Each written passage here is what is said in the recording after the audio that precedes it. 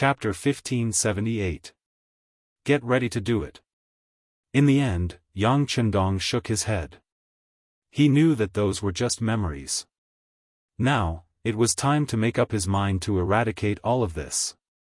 Yang Chendong, who seemed to have made some kind of decision, walked out of the darkness wearing a golden robe. As soon as he appeared, the death warriors of the Mu family and the Japanese ninjas who were searching for him couldn't help but exclaim, and then everyone quickly rushed forward and surrounded him. With the help of the torch in his hand, the entire courtyard of the Xing Wang temple was illuminated, and Yang Chendong's face also appeared in everyone's eyes. When he saw that it was indeed Yang Chendong, Muong was overjoyed. Previously, he had been worried that the person chasing him was fake and that he would fall for a trick to lure the tiger away from the mountain. But now, he could let go of his worries. On the other side, Blowing Stone, who was wearing a night suit, frowned. The person who came is Yang Chendong, and he is confident that he won't be wrong. But because of this, he couldn't help but mutter in his heart, the other party shouldn't have come out. 1 against 300, and such elite 300 people, even if they were made of iron, they wouldn't be their opponents, but why did he know that? Why did he come out? Why?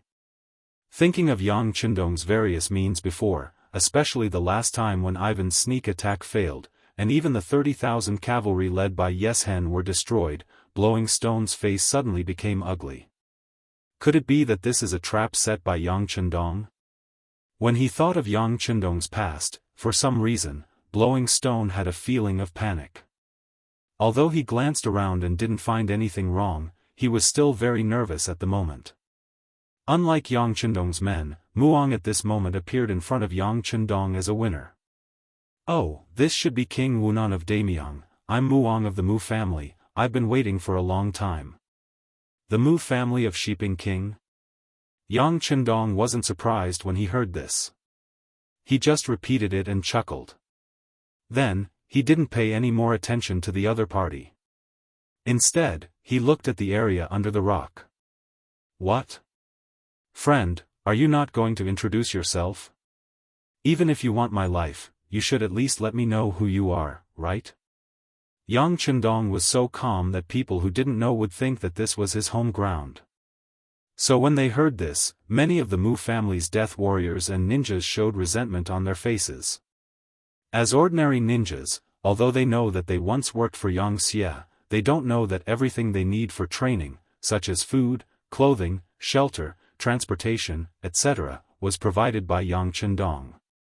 They thought that the upper echelons had no choice but to lower their heads and submit to others in order to survive. In fact, several special ninjas like Kurosawa also said this to the people below. This caused everyone to look at Yang Chendong without the slightest bit of gratitude, only murderous intent and anger. But Chuisho is different from ordinary people, he knows everything. When he saw Yang Chendong's eyes looking at him, he knew that the other party already knows his identity, otherwise, he wouldn't question him in such a tone. When he thought about how he relied on Yang Chendong to develop and even lived until now, and it was because of Yang Chendong's help, he felt short of breath. Facing this question, he naturally didn't know how to answer. Chuisho didn't speak immediately, which caused Yang Chendong to laugh. "What's wrong? Could it be that all of you are mute? Or are you too ashamed to say your name and identity?" Yang Chendong deliberately said these words in Japanese. This is also his way of telling Chuisho that this king has already recognized his identity, and there is no point in hiding it anymore.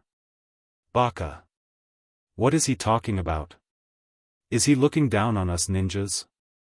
At this time, those ninjas have already exploded, their dignity will never allow others to judge them like this. But they also know the importance of respect. At this moment, after most of the ninjas vented their dissatisfaction, they still looked at Chuisho, they want him to speak for them. He even spoke in Japanese. Chuisho knew that his identity has already been exposed.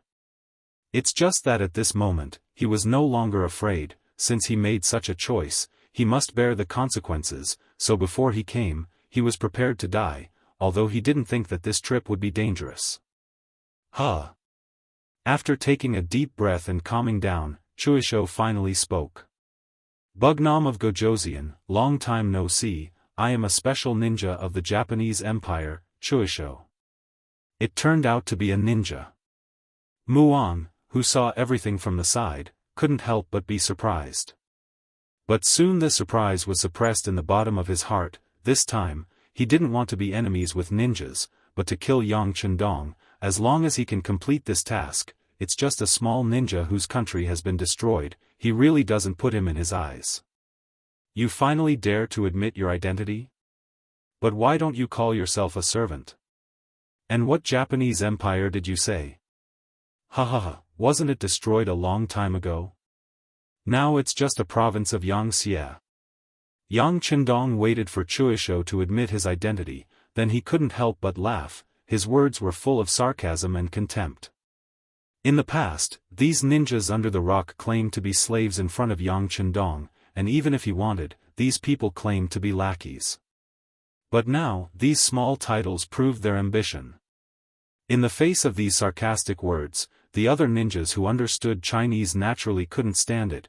They all looked at Chuisho angrily. Chuisho wasn't much better. If it was just him and Yang Chendong here, he would just listen to some of these words, but now there are so many ninjas here, he absolutely won't allow anyone to question and disrespect him, so at this moment he suddenly shouted back. Bugnam of Gojoseon, the past is the past, please speak with dignity. Dignity, bah. Yang Chendong opened his mouth and spat. A group of people who are willing to be dogs in order to survive, you want others to respect you, you think too highly of yourselves. Let me tell you, a dog is a dog, even if it's wearing clothes, it's just a pet called by the master. In the face of a master who gives you food and drinks, you have to learn to wag your tail and beg, not to be treated with equal respect like a human, because you don't deserve it. After saying these words, it didn't seem to be enough. Yang Chendong continued to say. If it wasn't for this king, you would already be dead. How could you have your current scale? Without this king's money, how could you recruit people and train them wholeheartedly? Do you really think you can deny everything just because you've eaten everything? Facing Yang Chendong's questioning, Chuisho opened his mouth several times to say something, but in the end, he didn't say anything. Yang Chendong was right. If it wasn't for his pity and help, they would have already been killed by the samurai of the Japanese Empire. They wouldn't have been able to survive until now, let alone develop and grow stronger. They were once their benefactors, but now they don't want to repay him, they want to kill their master. What they did was indeed a bit too much. After venting for a while, Yang Chendong's mood seemed to be better. He opened his mouth and said, "All right, let the past go with the wind. Since you have chosen to be enemies with this king, then there's no meaning in saying those things. Now that you have found this king and want to kill this king, can you tell me who ordered you to do this? Oh, don't say no. If you want to train ninjas, without enough money, it's impossible. Don't try to fool this king." With a change of topic, Yang Chendong placed the question on the person behind the scenes. This was also the answer that Yang Chendong desperately wanted to know. Wasn't the reason why he took such a risk on this trip for this answer, to find out who the traitor was?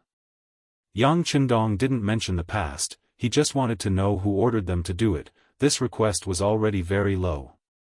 Before a prisoner died, they were allowed to eat a full meal, not to mention Yang Chendong, who was their benefactor. But he just wanted to know who was behind the scenes. This was not too much. If Chuishiki knew the answer, he would tell Yang Chendong. But unfortunately, he really didn't know. Chuishiki shook his head. Bugnam of Gojoseon, it's not that Chuishiki doesn't want to tell you, I really don't know, I only know to listen to Mo Gui's orders. Mo Gui? Who is he? Although Yang Chendong was somewhat dissatisfied with this answer, he also knew that Chuishiki really didn't know, otherwise, he wouldn't refuse to answer this question. I don't know who he is, I just know everything, I just listen to him. By the way, he should be in the palace of the 3 provinces now, beside the 3 provincial kings. It's a pity, I'm afraid that Bugnam of Gojoseon will never see him again. Chuashiki said while shaking his head, as if he was going to die here today. He was destined to not know the result. Mo Gui, right? I'll remember this name. Yang Chendong nodded heavily, as if he attached great importance to this name. Seeing that Yang Chendong was still hesitating about this matter, seeing that Chuashiki seemed to have answered his question, and seeing that it was getting late, Muang laughed loudly. Well, Bugnam of Gojoseon, you should know everything you need to know. Now you shouldn't have any last wishes. It's time to go on the road. Go on the road? With just you? You're just a small child of the Mu family. Do you know that I'm Bugnam of Gojoseon, the emperor of the Great Ming Dynasty, recognized by the emperor of the Great Ming Dynasty, Bai Ming, and the emperor of the Southern Ming Dynasty? Do you know that you're offending your superiors by doing this to me? Seeing that Chuashiki couldn't ask any more questions, Yang Chendong turned his gaze to Muang. Chapter 1579. Muang had never experienced Yang Chendong's methods. He had only heard about them, so Muang was not afraid of him. Seeing that Yang Chendong still wanted to use his position to oppress others, Muang could not help but burst into laughter. Ha ha ha, Bugnam of Gojoseon? The emperor personally conferred the title? Don't you think it's ridiculous to say this? Don't you know that all this is because you were forced to do so? You're just a courtier. Instead of thanking the emperor for his kindness, you only want to rebel and become the emperor. Now you still have the face to talk about these principles. Don't you feel ashamed? Muang's scolding attracted a burst of cheers from the men of sacrifice around him. Although they had not made a move yet, it was obvious that their young master Mu was much better than the special ninja of the Japanese Empire. This was something they should be proud of. Yang Chendong listened to all this carefully, and there was no trace of unhappiness on his face. This was because he knew that Muang wasn't the only one who thought this way. Most of the officials of the Great Ming Dynasty were also thinking this way. This was everyone's intuition about him. He really needed to understand it. It was a pity that Muang's eloquence was only so. After saying this, he shut up. Perhaps he was disappointed that he did not see Yang Chendong flying into a rage, so he lost interest. Why don't you continue? Yang Chendong, on the other hand, didn't seem to have heard enough and asked such a question. This really angered Muang. He had never seen such a thick-skinned person. For a moment, he did not know what to say. He simply did not answer. Instead, he clenched the long sword in his hand and shouted, "What's there to say to a dying man?" "Oh, I see." Yang Chendong nodded as if he understood, but then shook his head. "I gave you a chance to vent your dissatisfaction. If you don't want to say it, then there's really no chance. However, I have to warn you that your actions will bring disaster to the entire Mu family and Shiping King. I hope you won't regret it when you meet in the netherworld." Regret? You should be the one regretting it. At the very least, you should die before us. Men, do it. Muang didn't want to say anything else. Perhaps because he couldn't see Yang Chendong's fear, Muang felt that it was unnecessary to say anything. It would be better to take him down and cut him into 1,000 pieces. That's right, we should do it. Do it. As Muang's voice fell, Yang Chendong actually nodded in agreement, and then said the same thing. Then, the sound of a dying person wailing could be heard. This voice made Muang and Bao Shi, who were about to make a move, freeze.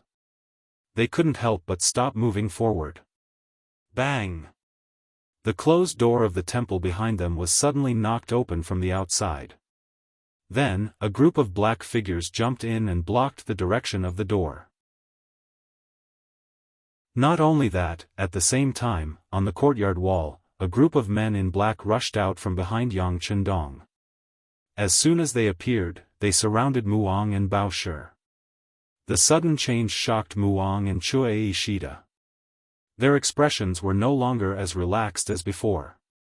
The men of sacrifice sent by the Mu family were all very strong. If they were fighting on the battlefield, any one of them would not be afraid of 3 to 5 people. But those shouts just now were so quick that they almost didn't hear any sound of resistance. They were killed one after another. From this point of view, doesn't it mean that this person's skills were more powerful than theirs? The stronger the enemy, the more dangerous their situation would be. It would be strange if they didn't have a good expression. The only thing worth rejoicing over was that although it seemed like they were surrounded, it was clear that not many people had come. There were only a little over 100 people, which was not even half of their number. It seemed that with the advantage of numbers, they still had a fighting chance. Seemingly at the same time, Muong and Blowing Stone's eyes met. Then, almost at the same time, they opened their mouths and said the word, kill. They were fast, but some people were faster than them. Those men in black who suddenly appeared, they didn't know when they had the 95 style gun in their hands. Just when those men of sacrifice and ninjas were about to move, a black muzzle was pointed at them, and then there was a burst of fierce gunshots. The bullets flashed in the dark night, and ninjas and men of sacrifice who wanted to rush forward were shot down one by one. Firearms? When they saw the men in black took out these things, whether it was Muong or Bao Shi, their face changed. A strong sense of crisis also pressed down on them, making their originally confident faces lose their confidence. Retreat. Go. Almost one after the other, Bao Shi and Muong gave the order. In their view, although they had the advantage in numbers, in the face of powerful firearms, it was too difficult to win. In that case, it was better to escape first. Anyway, Yang Chendong was still in Yunnan Mansion, so they didn't have to worry about not finding an opportunity to kill him. It's just that at this time, they still wanted to retreat, but it was not so easy.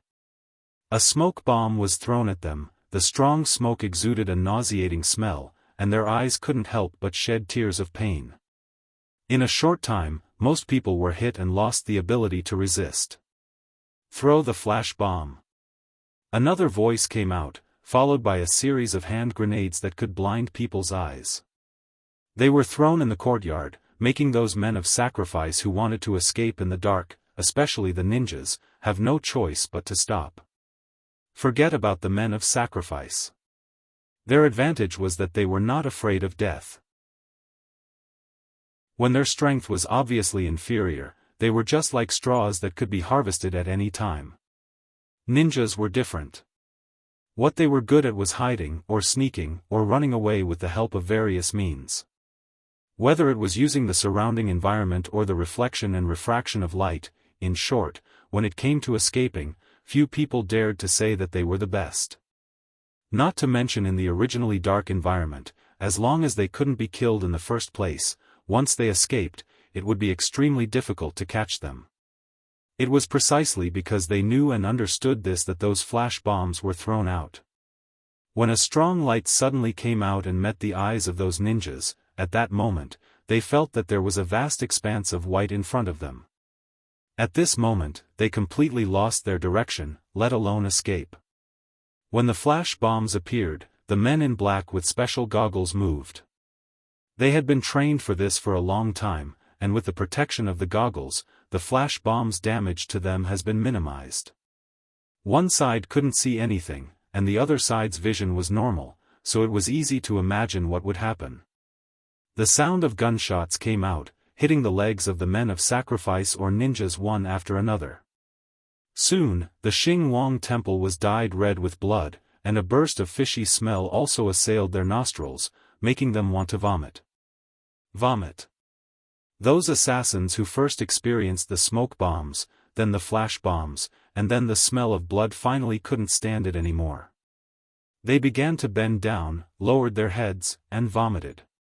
But even if they had lost the power to resist in a short time, the gunshots still didn't stop. One by one, their legs were penetrated by bullets, and blood flowed out. One by one, they couldn't stand still and fell to the ground. In a short time, the assassins who wanted to resist and break out of the encirclement stopped moving. They fell to the ground one by one, wailing and screaming. At the same time, their bodies were twitching. They didn't know if it was because of the gunshot wounds or because of the smell in their noses. They kept twisting their bodies in pain. Control them all. Seeing that the dust had settled, the group of black-clothed men stopped. One by one, they lit up their torches and began to walk towards the injured assassins on the ground. Fight them to the death. When a black-clothed man came to the side of a death warrior, a sudden shout resounded. Then, a figure endured the pain from his legs and suddenly pounced on him like a ferocious tiger coming down from the mountain. His momentum was extraordinary. "You're courting death." The man in black with a torch in his right hand seemed to have expected this scene to happen. He just moved his body to the side and dodged the tiger's attack. Then, when the assassin's figure missed, a torch hit the assassin's back. Under the powerful force, the assassin spat out another mouthful of blood. This time, he completely fainted. This scene continued to happen. Men of sacrifice were men of sacrifice. They kept fighting back.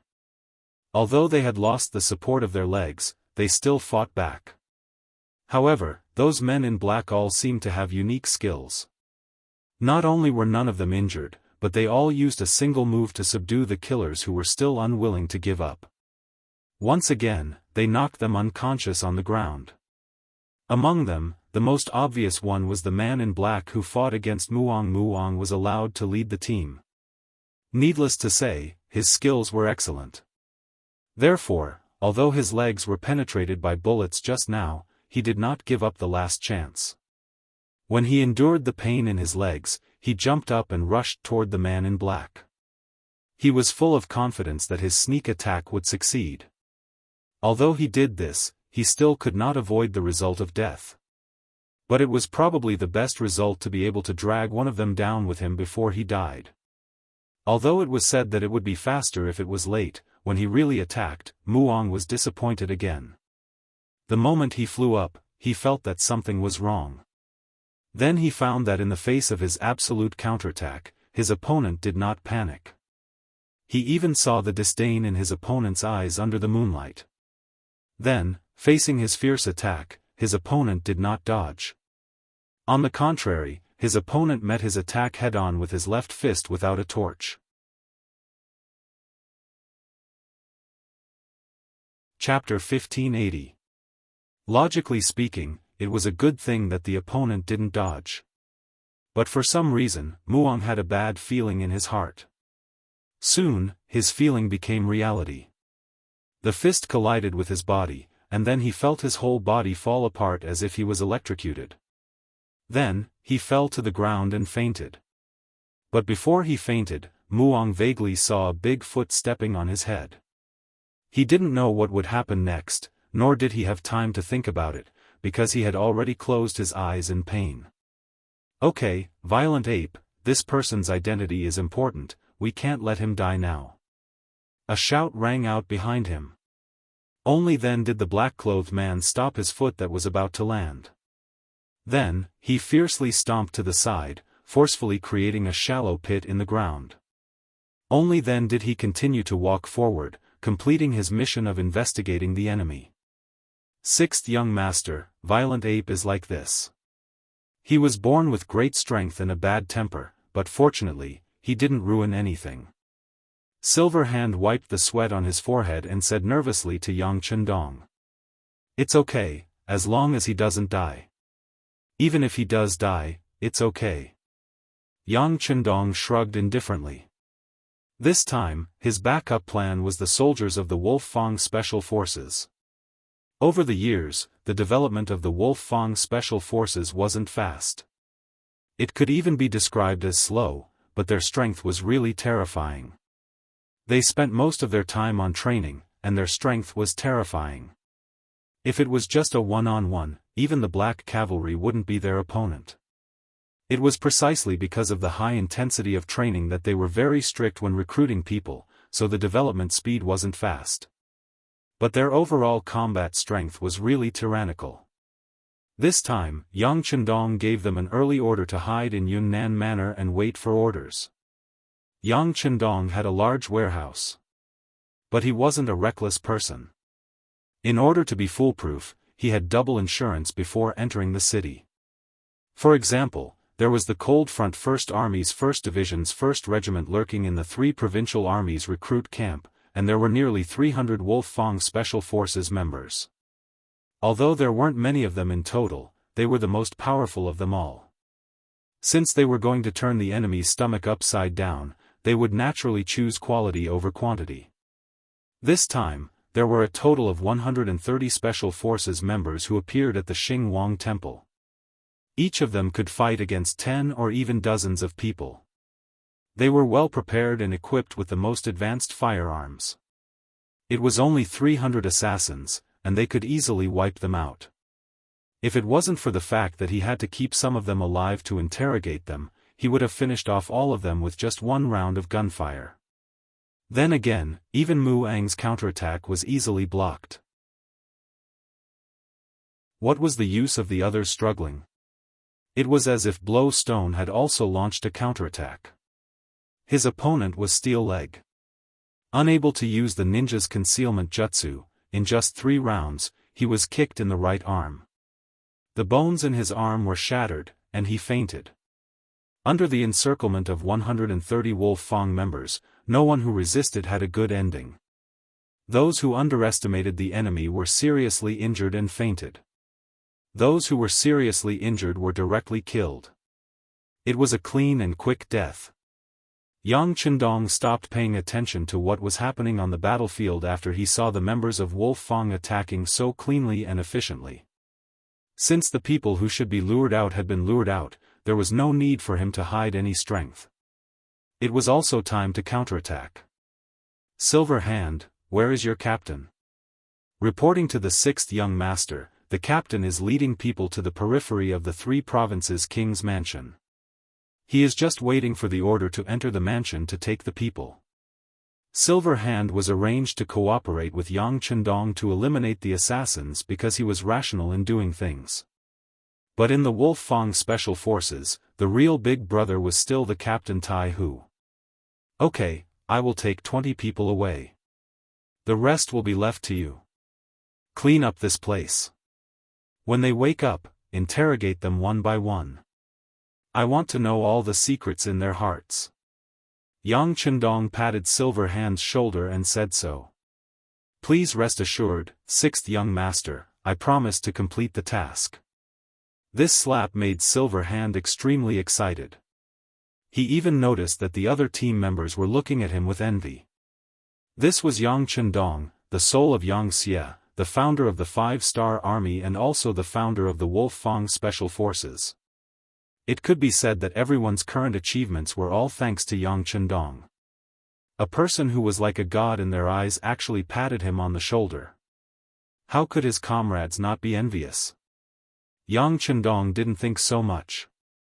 Instead, he had already left the Xingwang Temple under the protection of 20 members of the Special Forces and went straight to the 3 provinces' king's mansion. At the 3 provinces' king's mansion, the atmosphere was a little tense at the moment. The battlefield in the small courtyard couldn't be taken down for a long time. The people in the city began to join in. When the mutiny outside, General Kai Wenju was killed and so on were reported to Zhu Huituan, his face was already very ugly. He didn't expect things to turn out like this. Men, immediately take this king's tiger tally and mobilize the troops. Invite General Luo Guan, Rajiv, Azad, and Hack from the Mengding mansion to the Yunnan mansion. No matter what, we must kill Yang Chendong. Go quickly. Zhu Huituan's voice was no longer as calm as it used to be. He couldn't help but be anxious. Once Yang Chendong escaped this time, he would be at a disadvantage righteously. In this way, the people of the 3 provinces who knew the truth would no longer believe him. Once they stood on Yang Chendong's side, how could he make a comeback? He wasn't afraid of the people, but an organized group of people was terrifying. Even if these people couldn't be used by him, they couldn't be used by Yang Chendong. But now, it seemed that he had underestimated the commoners' strength.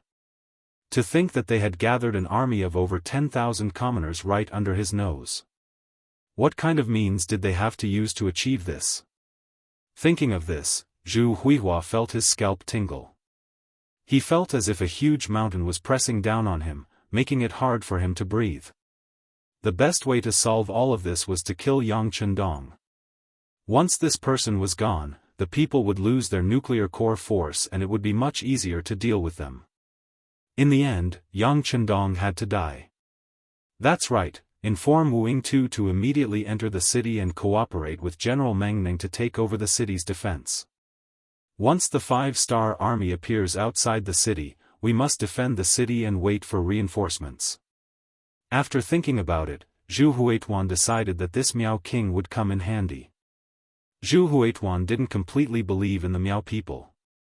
Therefore, on the surface, it seemed like he put Wu Yingtu in an important position, but he didn't allow the Miao army to enter the city. He only allowed them to set up camp outside the city.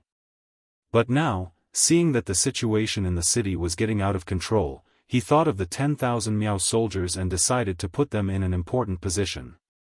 After giving out a few orders, Zhu Huituan sat back on the throne and his face looked much better. Next, he waited for news and battle reports from various parties.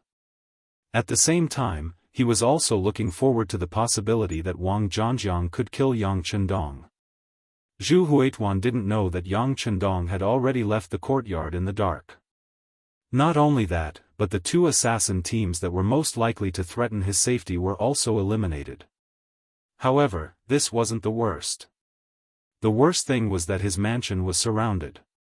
Even the slightest movement here couldn't escape the surveillance of the Lengia special force led by Tai Hu. Just like the few messengers he sent out, it seemed like they had left the mansion and were safe. However, as soon as they walked into the nearby streets, they would be immediately intercepted and killed. It was still okay if they put down their weapons and surrendered, they could still live. However, anyone who resisted would be killed without mercy. In other words, all the orders in the mansion were only to enter and not to leave. After Yang Chendong arrived outside the mansion, the news couldn't even enter because there was no need to hide anything. They could directly lay their cards on the table. The 6th young master, Yang Chendong's appearance made Tai Hu and the others excited. Their eyes were filled with admiration. Although Tai Hu was the captain of the Lengia Special Force and looked majestic, they were originally a special force that was independent of the 5-star army. In other words, their actions were not under the jurisdiction of the 5-star army. They didn't need to report their whereabouts. They were very mysterious and powerful. However, this was only in front of ordinary people. In front of Yang Chendong, these so-called arrogants could be removed one by one. It was because of Yang Chendong that the Lengia Special Force had everything. It was also because of Yang Chendong's support that the Lengia Special Force could be treated like this. Therefore, when facing the real founder of the Lengia Special Force, Tai Hu and the others only had respect and obedience in their eyes.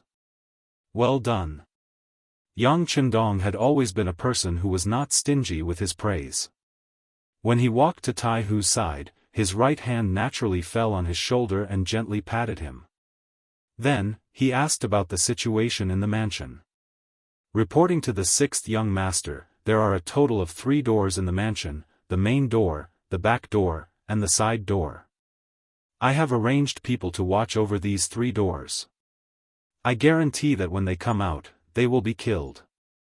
All their connections with the outside world have been cut off. Tai Hu straightened his body and made a simple report of the situation. Very good. Yang Chendong nodded with satisfaction after listening. How is the situation in the mansion? If we rush in now, how confident are we in controlling this place? Reporting to the 6th young master, Skinny Monkey has already gone in just now. The situation inside is basically clear. There are about 400 bodyguards of Zhu Huihua in the mansion. There are also more than 100 servants in the mansion. They don't have much fighting power. Therefore, as long as the 6th young master gives the order, we have absolute confidence in controlling this place. However, there may be some movements. After all, no one knows if Zhu Huihua has other means of rescue.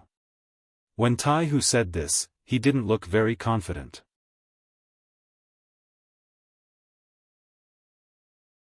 Chapter 1581. To be able to become the king of 3 provinces, it was normal for him to have some tricks up his sleeve. However, if he was not wrong, he would only release smoke to warn others of the danger. However, since Yang Chendong had decided to make a move, he was naturally not afraid of others knowing. Moreover, Chushi had already said that there should be a person called Mo Gui in the palace. He was the most troublesome existence because he knew nothing about this person. He did not know if this person had any other tricks up his sleeve. Whatever, the city is already in chaos.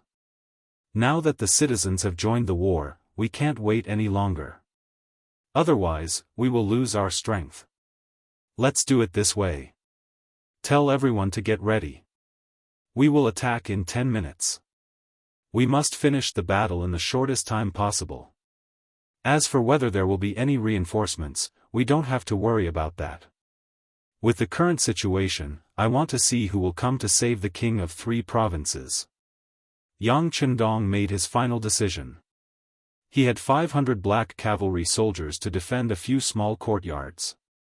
Now that the palace was so big, he had more than 100 Wolf Fang Special Force soldiers. He was more confident in facing any unexpected situation. One must know that there was everything in the warehouse.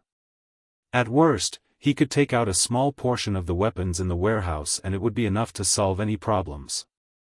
Not to mention, once Zhu Huichun was taken down, the people of the 3 provinces would be in danger. Who would think that they would come to save him? Since Yang Chendong had said so, Taihu naturally did not have any doubts. After saluting, he immediately went to make arrangements. After the most elite Wolf Fang took action, they had already formulated 3 battle plans in just 10 minutes. This was to ensure that once an unknown situation occurred, they would be able to guarantee that they could immediately change the plan to solve the problem. 6th Young Master. When Taihu came in front of Yang Chendong again, his face was full of confidence. Let's do it. Yang Chendong of course knew that this was already prepared. He nodded his head. Let's do it. Taihu immediately turned around. Even though the sun had not risen yet, when he uttered those 2 words, hundreds of black shadows could be seen moving in different directions. They were advancing towards the prince mansions of the 3 provinces from 3 different directions. The battle outside was in full swing. Although the atmosphere in the 3 provincial palaces was a little tense, no one thought that there would be danger here. After all, the southern cloud manor was still in the hands of their king. Therefore, ordinary people were still doing what they were supposed to do. Many of the guards were still sleeping and resting. Only a portion of the guards were patrolling the mansion, but they were just walking around.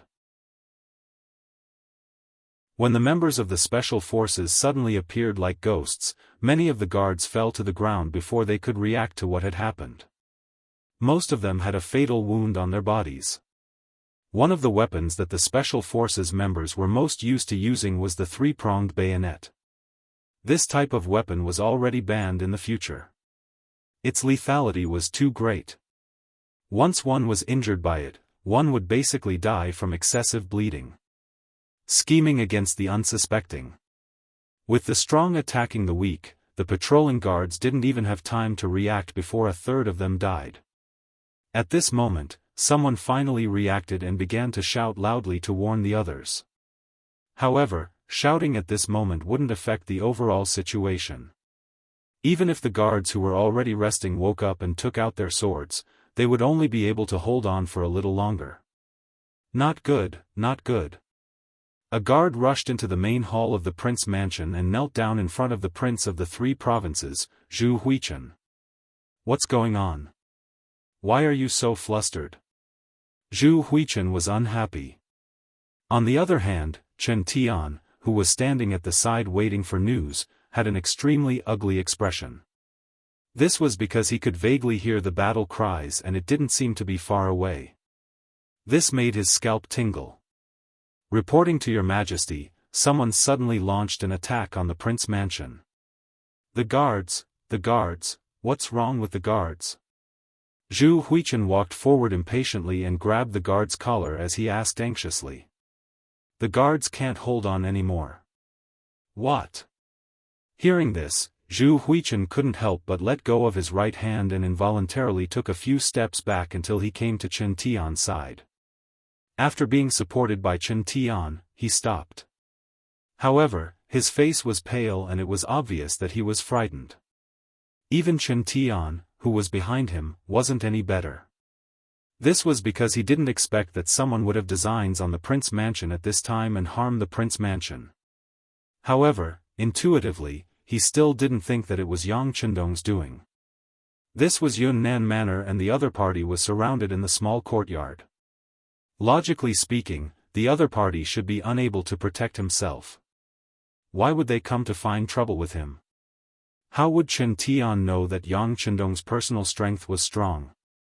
Under the dark sky, with his master-level movement technique, unless someone was watching him, it wouldn't be difficult for him to break out of the encirclement.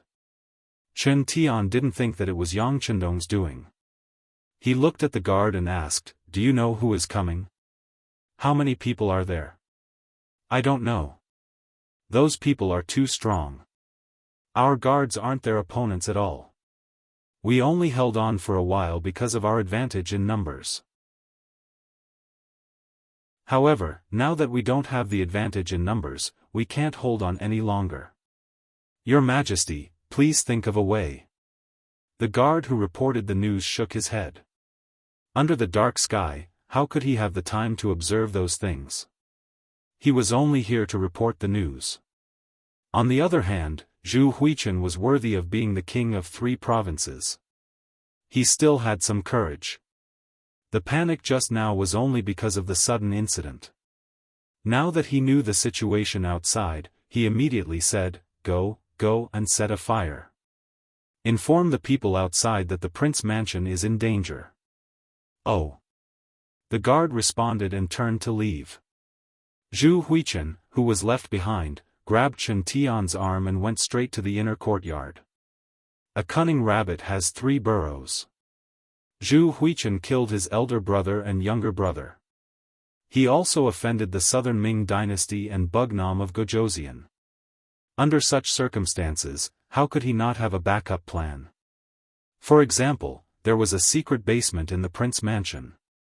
The people who built the basement had been killed by him. Now, as long as he hid there, it would be difficult to be discovered. Zhu Huichen pulled Chen Tian and didn't take anyone else with him.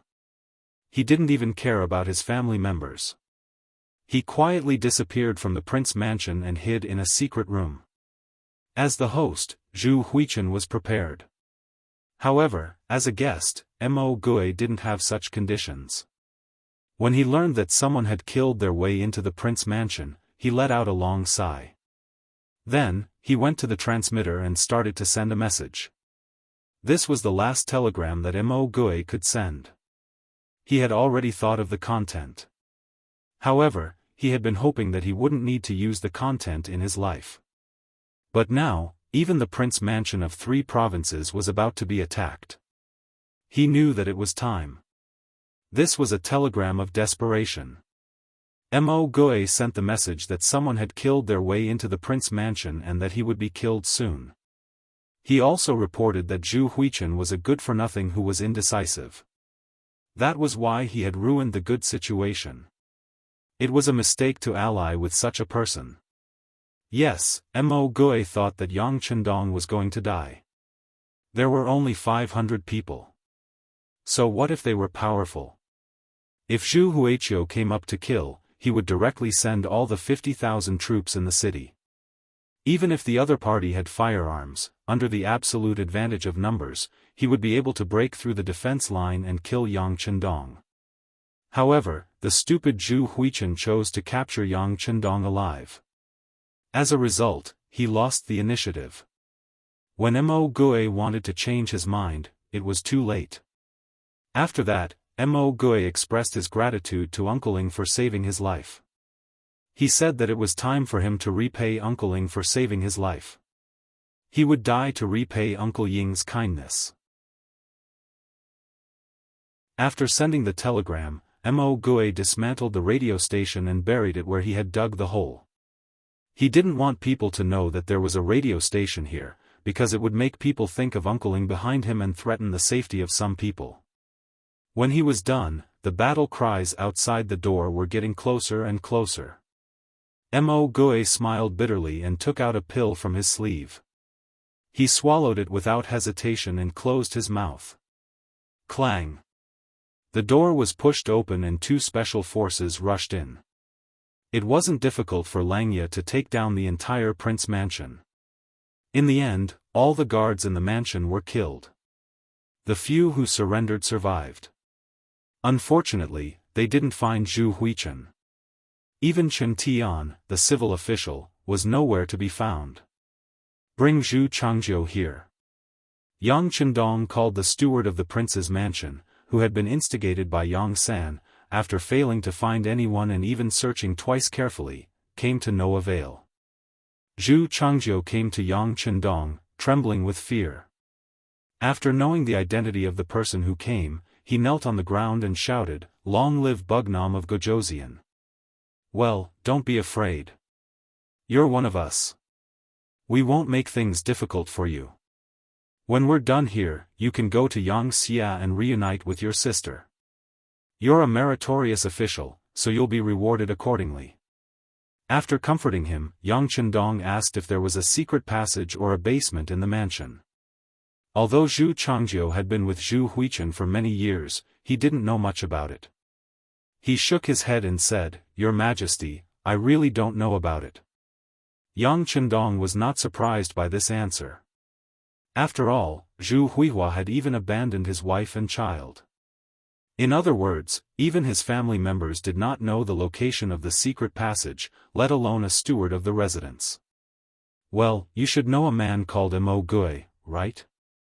"Oh, yes, the mysterious man you reported to Director Yang San."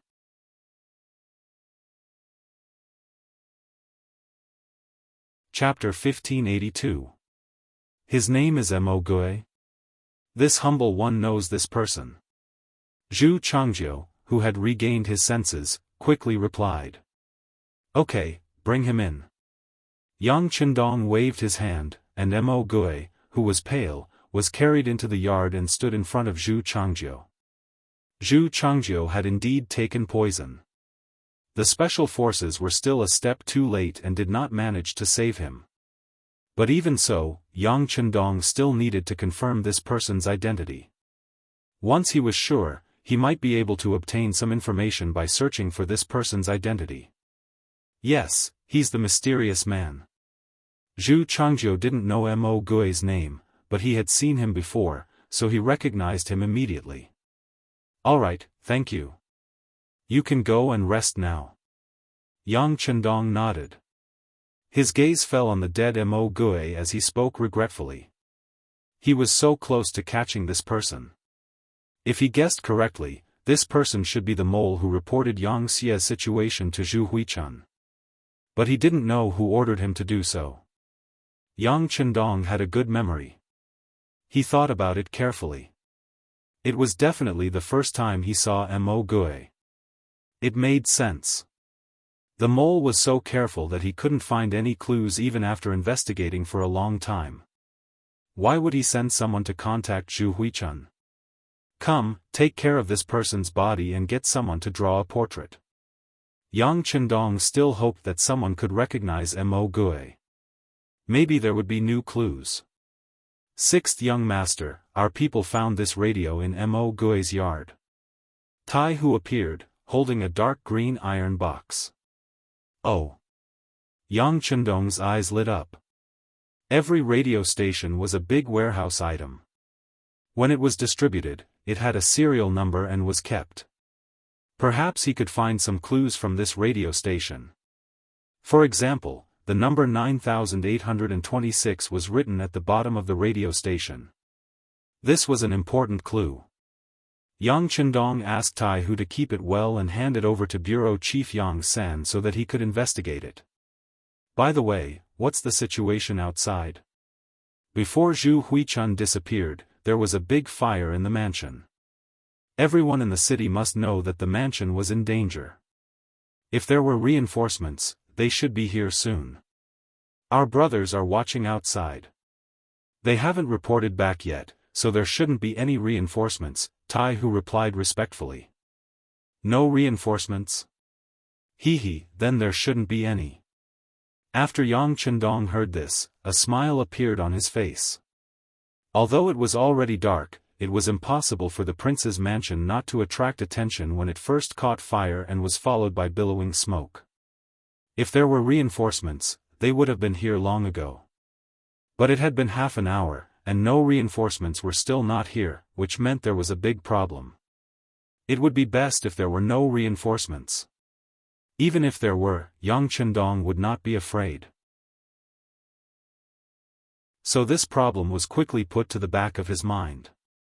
He looked at Tai Hu and said, "Don't worry about the outside. Hurry up and find the secret passage or the basement. This king has a feeling that Zhu Huichun is still in the yard. He hasn't gone far." The reason why Yang Chendong dared to make such an assertion was naturally because he saw the location of the three provinces' king palaces. This was the central area of the city. The people living nearby were either rich or noble. If it was just digging a secret passage in the mansion, it could be done quietly as long as he was careful. But if he wanted to dig it out, it would be too difficult to not alarm the rich who valued safety. In addition, Zhu Huichun's position as the king of the three provinces was still very stable. There was no reason for him to take the risk of digging an escape passage. It was very likely that there was only a basement here. It was just for hiding. If this was the case, it was not difficult to find him. It just needed some time. Understood. After receiving the order, Tai Hu, who was in charge of the special forces, began to search the courtyards one by one. As long as there was a trace of suspicion, they would dig 3 feet into the ground to take a closer look. Let's not talk about finding the passage first. Let's talk about General Meng Neng, who was also in the city. This general, who was entrusted with an important task by Zhu Huichun, was now standing on the wall of Yunnan Manor with a thoughtful expression. He naturally knew about the warning from the king palaces. But he did not send out troops to meet them. Speaking of which, Meng Neng naturally had his own reasons for doing this. For example, he suspected that there should be a trap waiting for him around the king palaces. Once he went, he was afraid that not only would he not be able to save people, but he might also lose his life. He was naturally willing to do such a risky thing. Of course, the most important point was the second point, which was that Meng Neng was dissatisfied with Zhu Huichun. Meng Neng was previously under King Min Zhuang, Zhu Huichun. At that time, Zhu Huichun was only King Guangtong. Later, this person rebelled, killed his own brother, and set up his own house. Meng Neng followed him, but he was still only a general. Speaking of which, a general seemed to be very awe-inspiring. But in fact, those who understood the military structure of the three provinces knew that Zhu Huiyu had personally appointed several great generals, such as Yunnan's great general Luo Guan, Guizhou's great general Jiang Wuqing, Guangxi's great general Bai Kun, and so on. Meng Neng was also a general, which made him dissatisfied. No matter what, he had the merit of supporting the emperor. If he did not follow Zhu Huichun, but followed King Min Zhuang, how could there be the current king of the three provinces? Now, Zhu Huichun was the king of the three provinces, but he was still a general. He was also arranged to be by Zhu Huichun's side and was not allowed to lead troops alone. This obviously showed that Zhu Huichun did not trust him. Meng Neng remembered very clearly that Zhu Huichun had promised him before that once he achieved great things, he would be the general of the army. At that time, all the generals would be under his control. Only the word commander was added, but he could indeed become the highest commander in the army. Zhu Huichun's slip of the tongue made Meng Neng unhappy. Now, he was worried that there was an ambush in the king's mansion, so why would he take the risk? Pass down the order. Without a military order, no one is to act rashly. Mengneng said thoughtfully. At this moment, Mengneng was watching and waiting to see how the situation would develop. With military power, he was confident that no matter what the situation was, he could deal with it. As long as the main force of the 5-star army did not appear, the initiative was in his hands. Outside the city, Wu Yingtu also received the report from the scouts and knew about the fire and smoke in the king's mansion. However, he made the same choice as Mengneng. This did not mean that the two of them had the same thoughts, but he did not dare to act rashly without a command. He was different from Mengneng. Mengneng was Zhu Huichuan's direct subordinate, at least he thought so. He was leading the Miao army. If he entered the city without a command, he would be punished severely. Thinking that it was better to avoid unnecessary trouble, he led the 10,000 soldiers and did not move. He only sent scouts into the city to gather information. He was also waiting for Zhu Huichuan's military order. Before this, he was optimistic that Zhu Huichuan had already made arrangements. Even if the king's mansion was on fire, if he was not there, who would know who was burning? Back to Wang Zhanjiang. At this moment, he could not even protect himself. The development of the situation was completely out of his expectations. The king's mansion that was in charge of his security had rebelled. Not only that, even General Kai Wenjiu was killed in the chaos. Without the help of the king's mansion, more and more civilians rushed in front of his army. After a round of fighting, the number of soldiers under Wang Zhanjiang's command was constantly decreasing. Originally, there were close to 20,000 soldiers, but now, not even half of them were left. At this moment, even if he saw the king's mansion on fire, what else could he do? The three generals either did not help, waited, or were unable to protect themselves. This created enough time for Yang Chendong. The Langia team members checked one courtyard after another, getting closer and closer to Zhu Huichuan's secret entrance. In the secret underground room, Zhu Huichuan did not have a radio, so he did not know what was happening outside. He was optimistic that as long as he wasn't caught by the 5-star army, it wouldn't be long before the emperor's army appeared.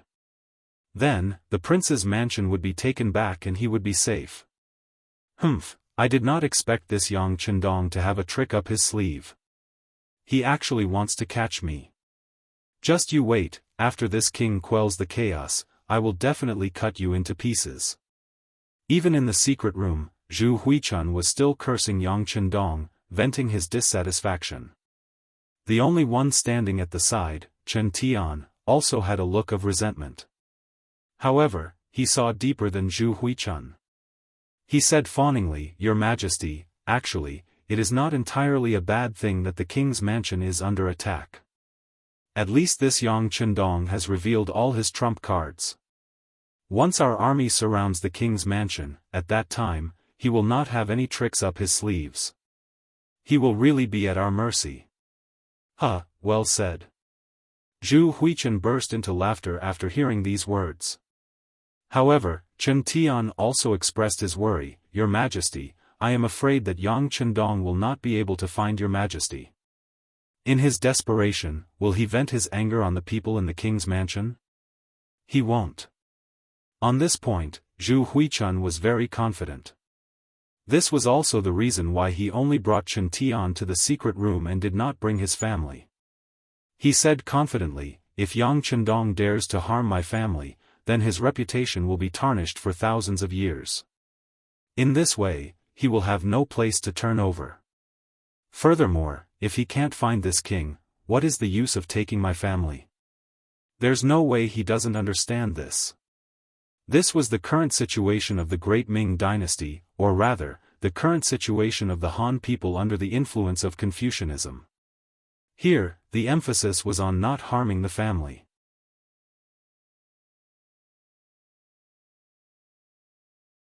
Chapter 1583. For Yang Chendong to have such achievements today, even if he were to die now, history would record him in detail. After all, he had shown the might of the Han people, which was worthy of affirmation. On the other hand, if he really touched Zhu Huilio's family, he would be completely morally stained. If that really happened, he would not be able to rest in peace even if he died. His family and loved ones would be ashamed of it. It was because he had thought this through that Zhu Huilu was so confident. That's good.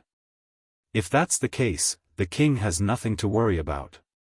The king will definitely win. Chen Tian was also relieved. He was really afraid that Yang Chendong would not be able to defeat the enemy and would act against the families of the three provincial kings.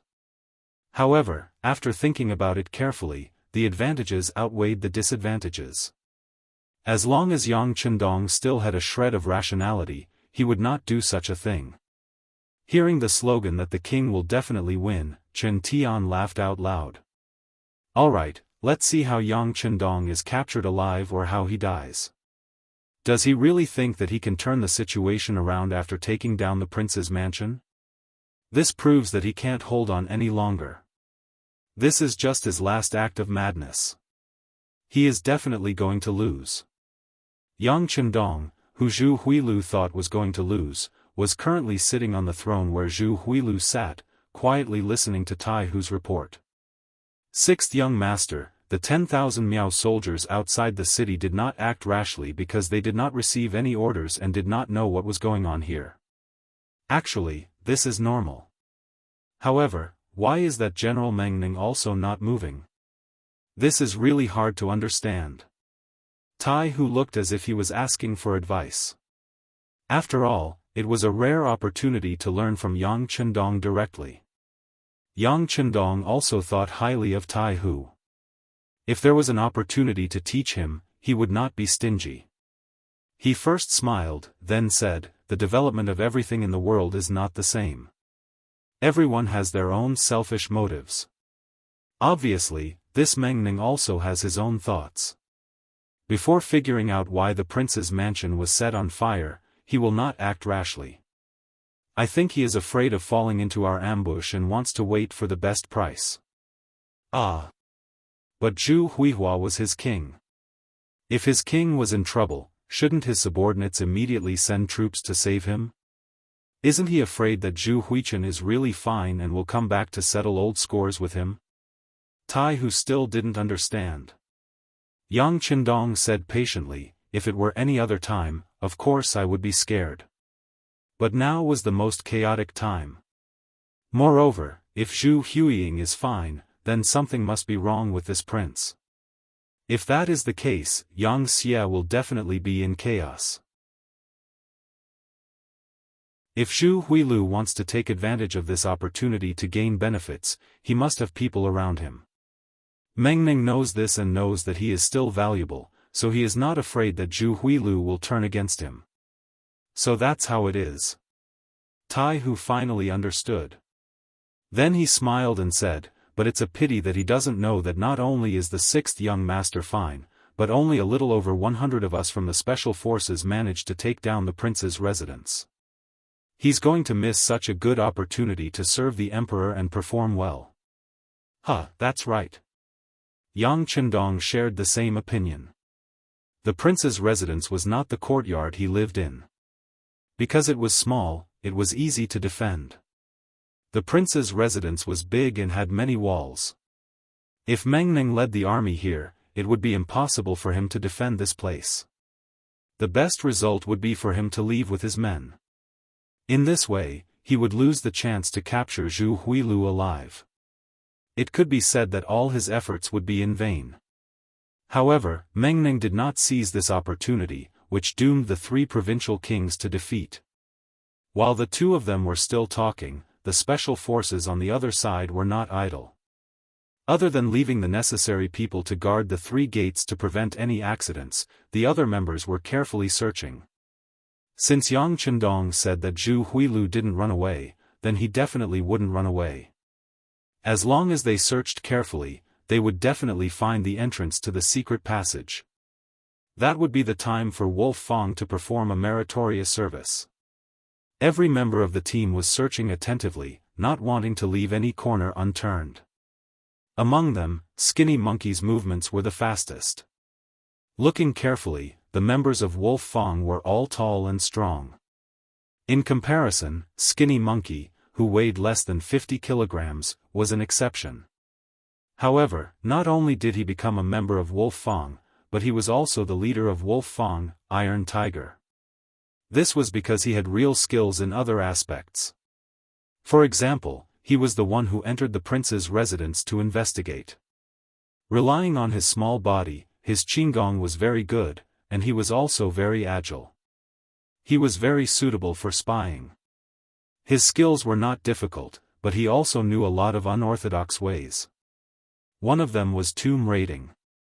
Before joining Wolf Fang, he had followed others to rob tombs because of his small body. For example, he could squeeze into some narrow places.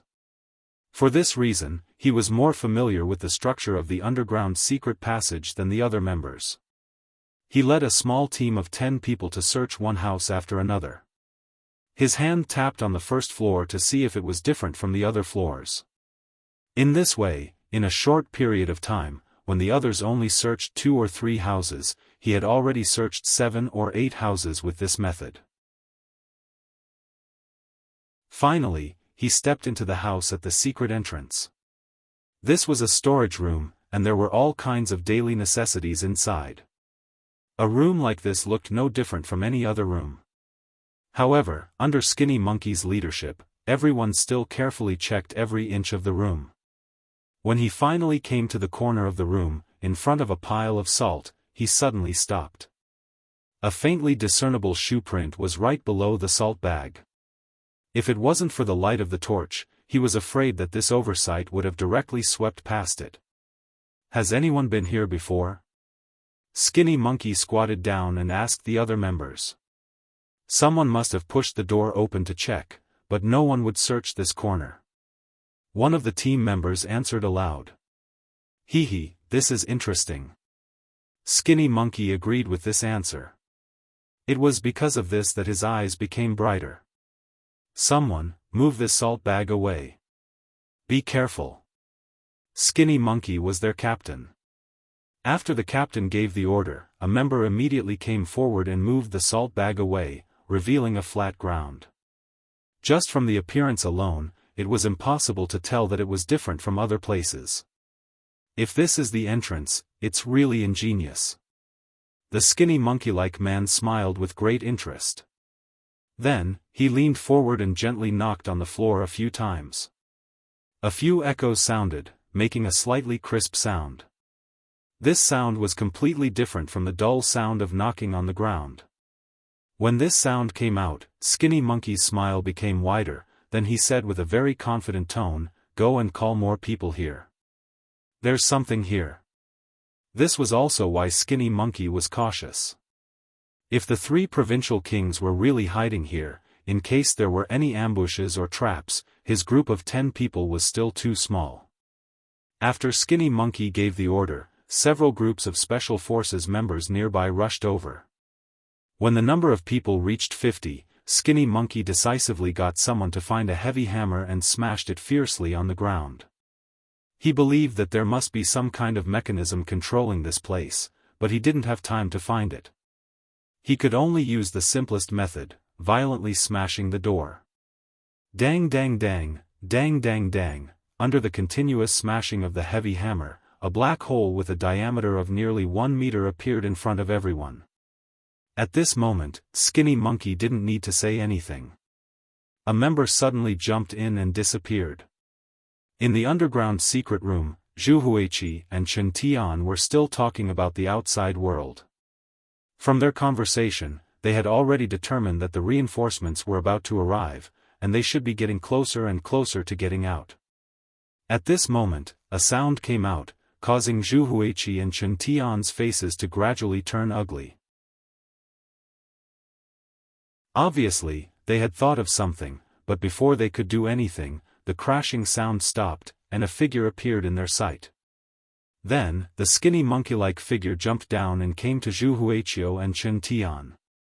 Skinny Monkey had naturally seen Zhu Huiqi and Chen Tian before. When he saw the two of them, he couldn't help but grin. Capturing the two of them would definitely be a great achievement. Skinny Monkey suddenly appeared in the underground secret room from the sky. giving Zhu Huiqi and Chen Tian a shock. They didn't think that someone would discover their underground secret room. It should take a long time and extraordinary ability to find them. Not to mention whether or not the 5-star army had such talents, they had only occupied the 3 provinces with a small number of soldiers. Now, they should be facing the various armies that came to rescue the emperor. How would they have the time to look for them?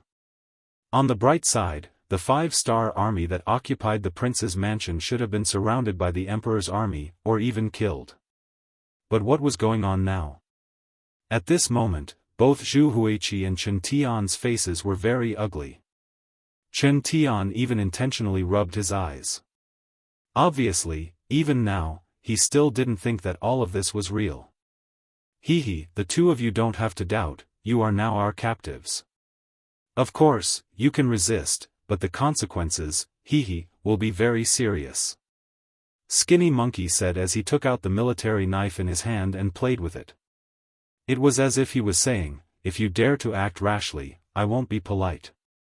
Both Zhu Huiqi and Chen Tian were smart people, so how could they resist at this moment? Especially Zhu Huiqi, he was the king of 3 provinces and was also a member of the Zhu family. Even if he fell into Yang Chendong's hands, he wouldn't dare to hurt him.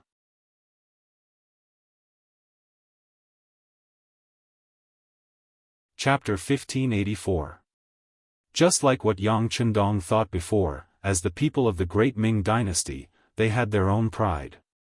Perhaps it was because they had not come into contact with the outside world, they were simply short-sighted and narrow-minded.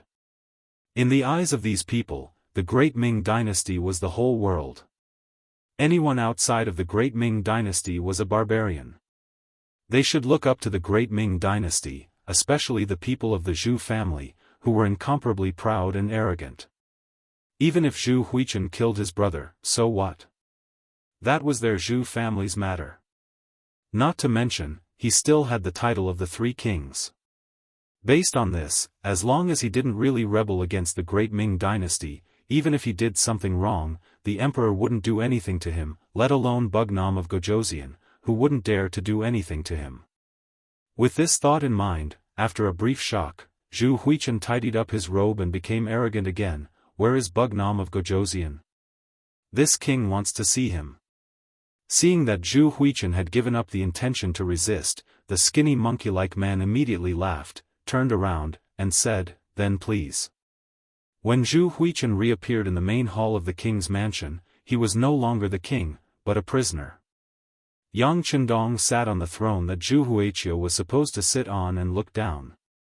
This made the 3 provincial kings very uncomfortable when they entered the hall. Cough, Bugnam of Gojoseon, this king admits defeat in your hands this time. Say, what do you want? Of course, this prince will consider giving Yunnan province to you, but that's all. As for Guizhou and Guangxi, they will still belong to this prince. This is the biggest concession I can make. You should also know that the southern Ming dynasty will not agree to more.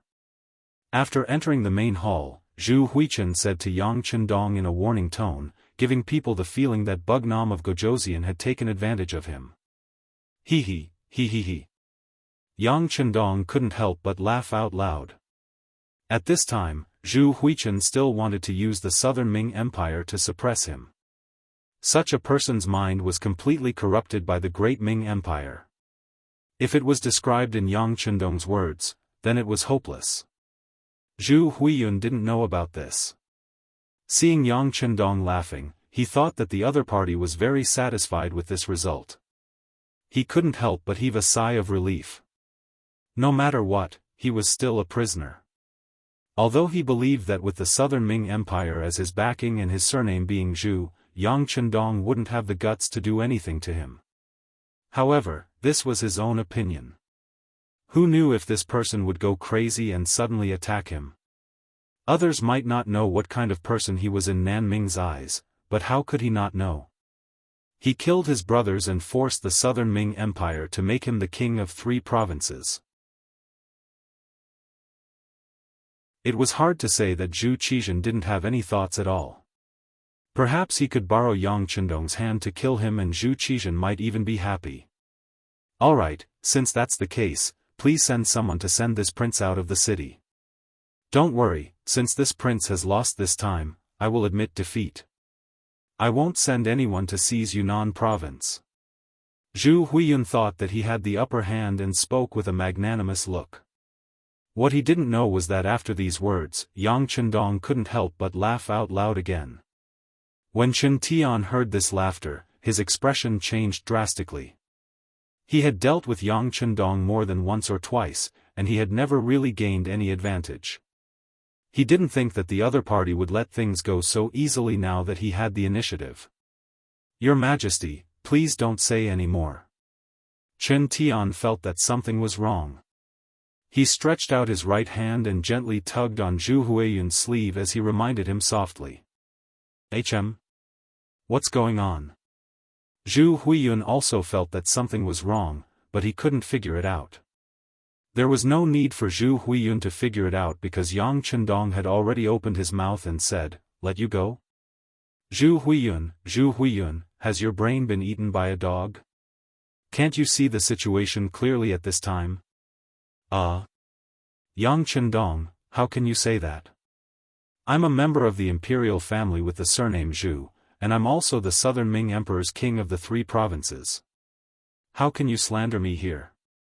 Are you not afraid of angering the Southern Ming dynasty and sending an army to destroy you? When he spoke to this point, Zhu Huiyun's voice unconsciously dropped a lot. In terms of righteousness, Yang Chendong was a subject of the great Ming dynasty. However, in reality, the current Yang Xie was already many times stronger than the great Ming dynasty. It was just that some people were unwilling to admit it. Then there was the problem. Even if Yang Chendong really did something to Zhu Huiyun, what did he do? Would the Southern Ming dynasty start a war with Yang Xie because of this matter? Not to mention whether they could win or not, in the eyes of the Southern Ming dynasty, Zhu Huiyun was not someone to be trifled with. He was not much different from a traitor. They probably wanted the two of them to fight, so how could they meddle in other people's business? This was also the reason why Zhu Huiyun's voice was getting softer and softer. After saying this, his aura was no longer as strong as before. Seeing that Zhu Huiyun had become more obedient, Yang Chendong began to flip out. Zhu Huiyun, who do you think you are? If you didn't have a good family, what are you now? For power, you even killed your own brother and brother. Aren't you afraid that you won't be able to enter your ancestral grave after death? Aren't you afraid that they are waiting for you on the ground with resentment? Zhu Huiyun, this time, you invited this king to discuss matters. You said that as long as this king came and expressed his sincerity, you would give the 3 provinces to this king. You also said that this would prevent the people of the 3 provinces from experiencing the flames of war. Look, you make it sound so nice, but what is the truth? When Yang Chendong said the word, his voice raised by more than 2 octaves. Because of this, Zhu Huiyun's body trembled and his head lowered even more. However, Yang Chendong had no intention of letting him off easily.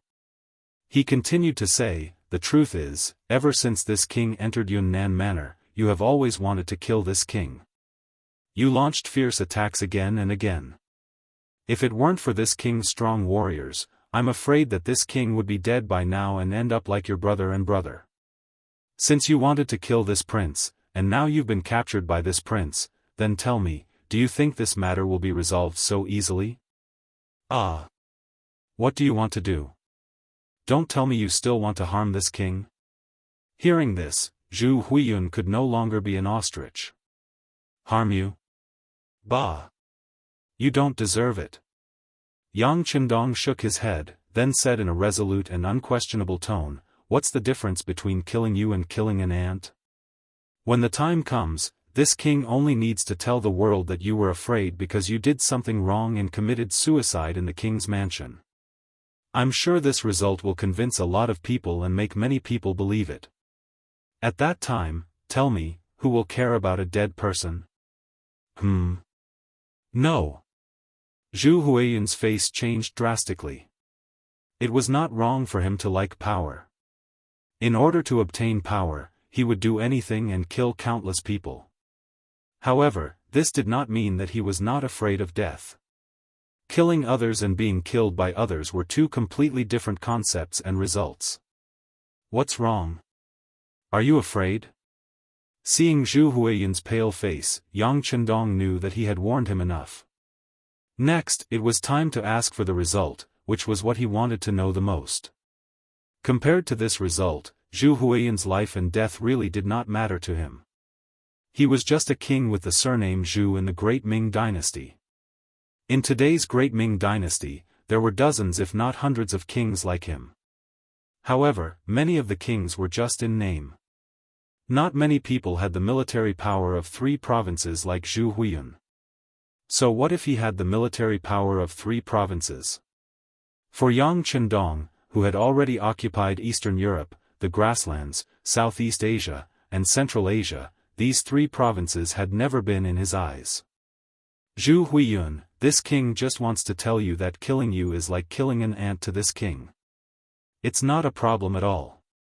Of course, if you can cooperate with this king and tell me everything you know, this king can still consider sparing your life. This. Yang Chendong threw out an olive branch, but Zhu Huiyun did not immediately agree. He was still wondering if Yang Chendong was trying to scare him. Without getting an answer immediately, Yang Chendong's eyes flashed with anger, then his gaze fell on Beta Persei beside him. The two had been together for many years and had already formed a certain tacit understanding. Beta Persei nodded, then strode into the hall and came to Zhu Huiyun's side. Without any explanation, he raised his hand and slashed down. An arm fell in the hall, and a wail from the bottom of his heart sounded. Ah! It hurts, it hurts. The voice came from Chen Tian's mouth. The slash just now had cut off his left arm. This sudden slash was completely out of Zhu Huiyun's expectations. When he saw the bloody arm falling at his feet, he instinctively jumped to the side, but at the same time, cold sweat began to flow from his forehead unknowingly. After Beta Persei swung his sword, his gaze fell on Zhu Huiyun, as if to say, "What do you think? Do you want me to slash you too?" Although Beta Persei did not say anything, everything was just a warning from his eyes. But Zhu Huiyun did not dare to take the risk. He immediately shouted, "Don't kill me, don't kill me. Bugnam of Gojoseon, whatever you want to ask, I'll say it, I'll say it." In fear and horror, Zhu Huiyun did not even have the courage to call himself this king. Yang Chendong smiled with satisfaction and said, "This prince will give you a chance. Tell me about Mo Gui. Who is his master?" Mo Gui nodded. Yang Chendong didn't know what to say, but he didn't know what to say.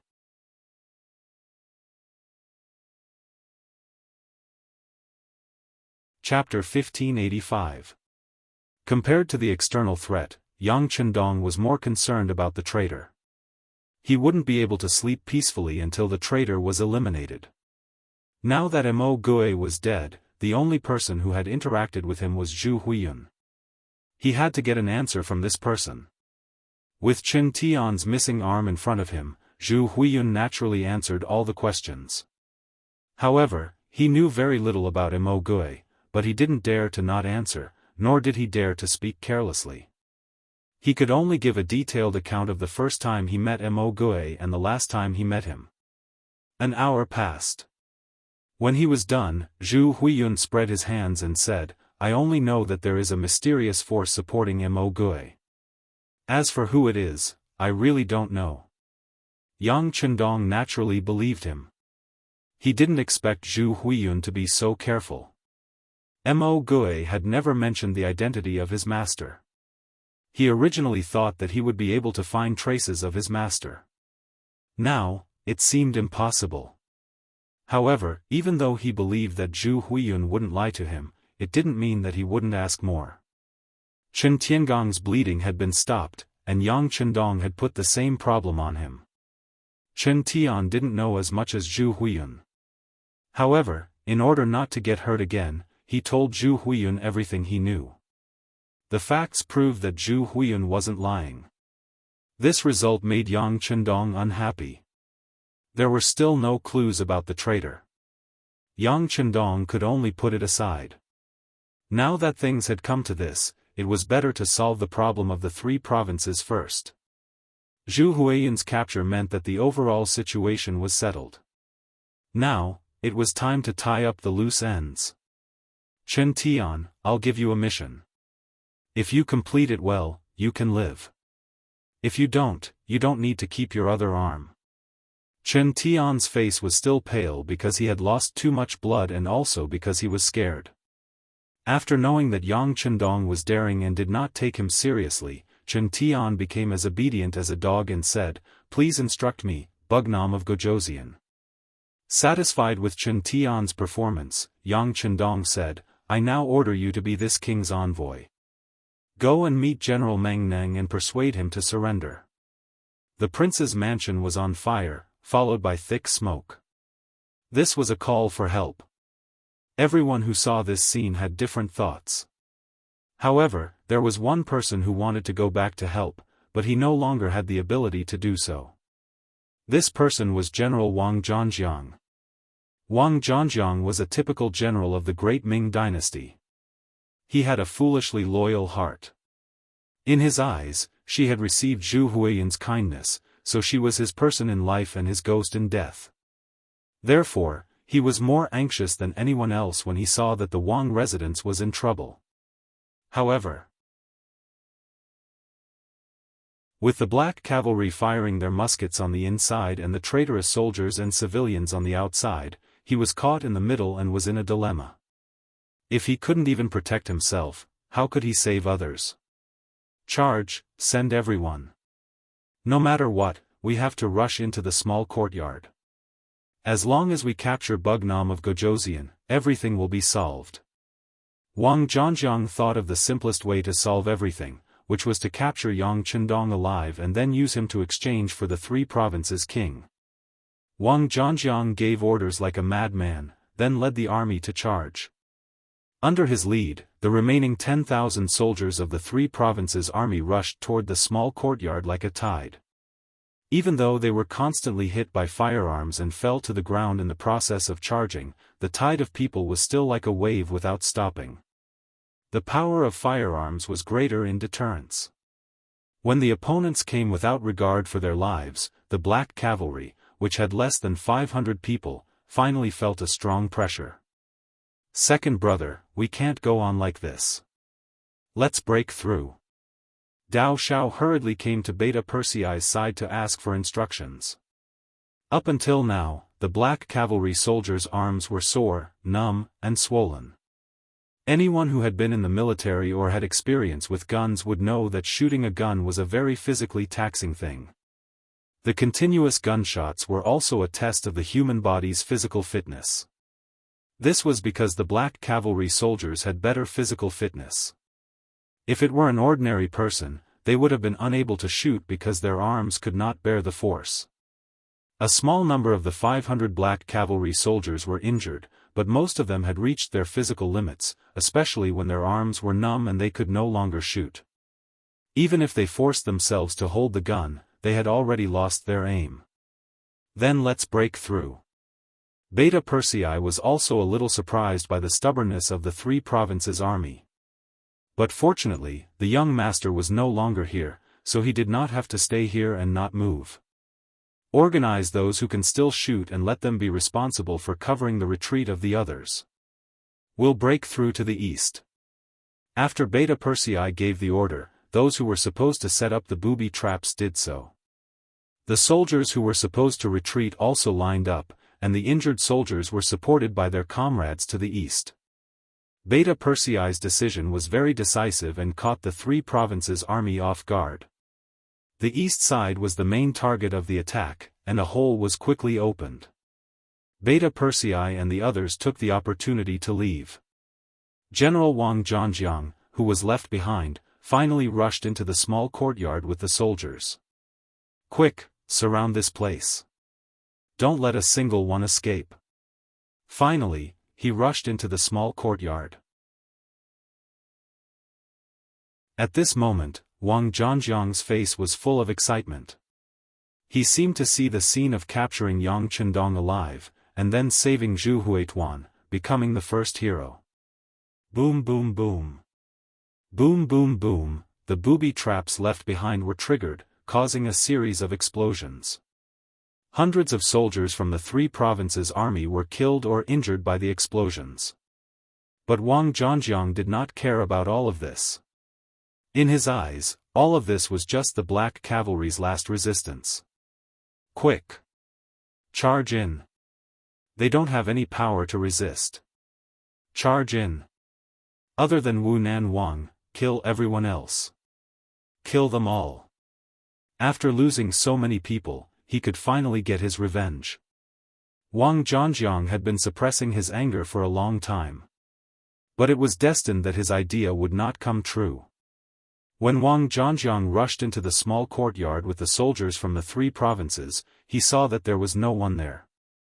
Not to mention Yang Chendong's figure, there was not even a corpse of a dead 5-star army soldier. What's going on? Faced with this result, Wang Zhanjiang felt his mind go blank. He could not understand why this was happening. Reality did not give him more time to think, because soon after, a soldier came to report that the courtyard was surrounded by the rebel army and civilians. In other words, they were now the prey and had nowhere to run. How many people do we have left? Wang Zhanjiang's face changed when he heard that they were surrounded. But he did not give up on the idea of breaking out. As long as he still had his strength, there was still a chance for him to break out. General, we only have about 3,000 people left. This answer made Wang Zhanjiang's face change. Then, like a zombie that had its energy sucked out of his body, he fell to the ground with a plop. He knew that this time, it was completely over. Nearly 15,000 soldiers fought with no regard for their lives and did not care about the heavy losses. Until now, there were only about 3,000 people left. On the contrary, there were more than 20,000 rebels and civilians outside. He knew that this was a complete failure. Wang Zhanjiang did not believe that the 3,000 people he brought with him would have the strength of the Black Cavalry to be able to break out of the heavy encirclement. The general had lost his fighting spirit and hope.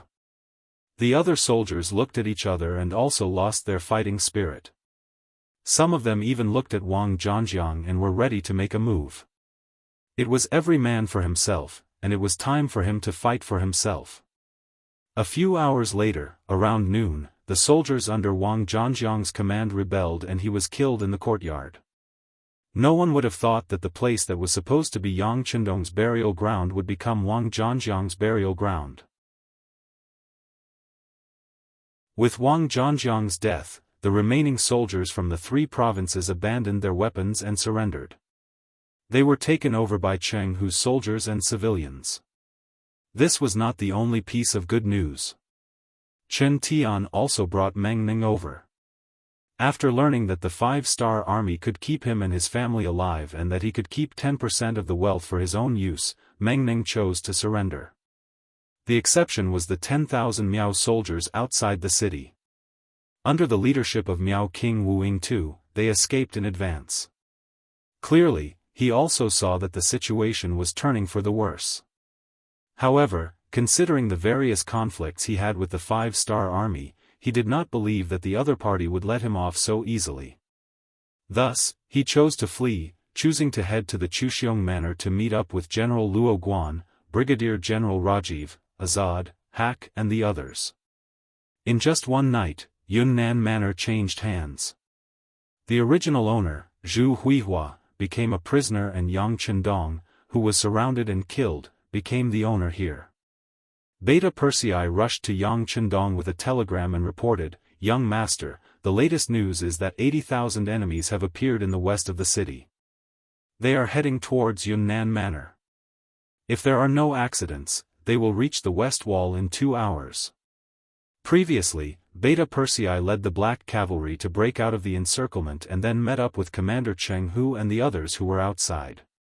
Then, he came to the 3 provinces and walked to Yang Chendong's side. It was also because of Beta Persei's timely breakout that the Black Cavalry did not suffer any major losses. After a few days of fighting, the 500 Black Cavalry only lost 3 people in battle and more than 20 were injured. Most of the soldiers were just overly tired. Once they had enough time to rest, they would immediately be full of energy. 80,000? After Yang Chendong heard this, his expression did not change. He knew that this was the last force that Zhu Huihua left in Yunnan province. There was nothing to be afraid of against an enemy that had no backup. As long as they defended the city and stabilized the situation, victory would eventually be theirs.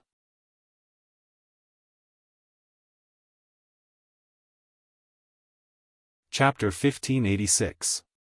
How many people can we mobilize? Yang Chendong asked Beta Persei, thinking that they would need an army to defend the city. Young master, we have about 40,000 soldiers at our disposal. Among them, 30,000 are surrendered soldiers.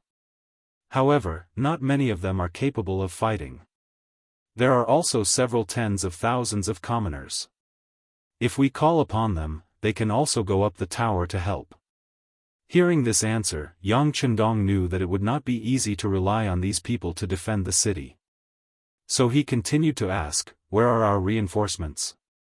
The closest one is the 20,000 reinforcements led by Yao Yingjun. They have already arrived at Chujing Prefecture in the northeast.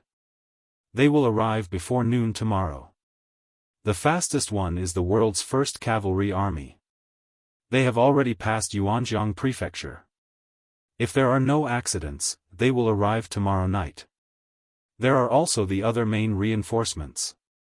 They will arrive in about 2 to 4 days. Beta Persei reported to Yang Chendong with the timetable calculated by Wang Shan.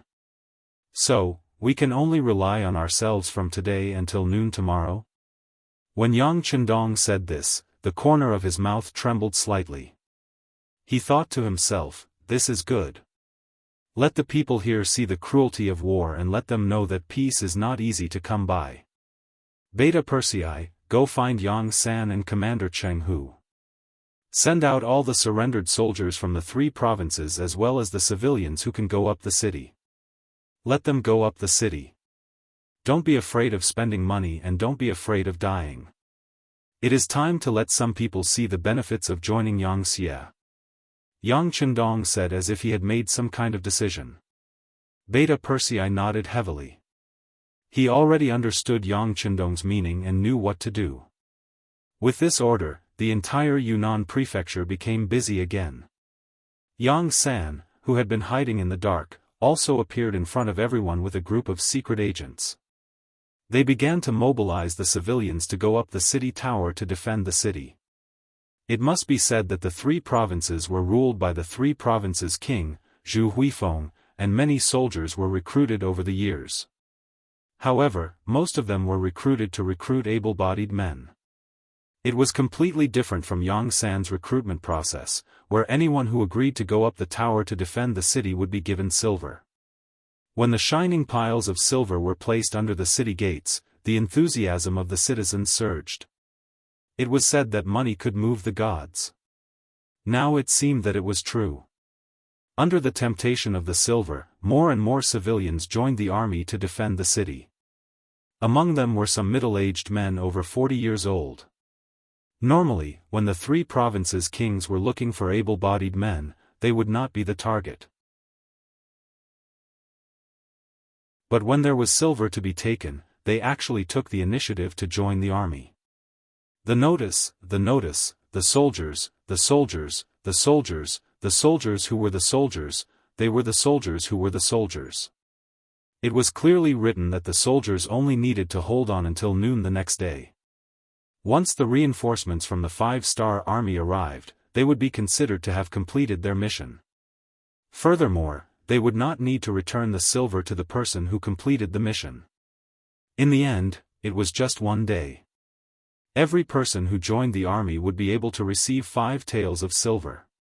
To the commoners, this was no different from a pie falling from the sky. As a poor commoner, there were naturally not many people who would reject such an opportunity. The result of the recruitment was far beyond the expectations of Beta Persei, Yang San, and the others. When they saw that there were 40,000 civilians, as well as the surrendered soldiers, they all joined the mission to defend the city because of the silver. When the number of soldiers expanded to 80,000, they reported this to Yang Chendong. "Hehe, do you see that? This is the strength of the civilians. Think about how ridiculous it is for those who treat the civilians as ants," Yang Chendong said with emotion.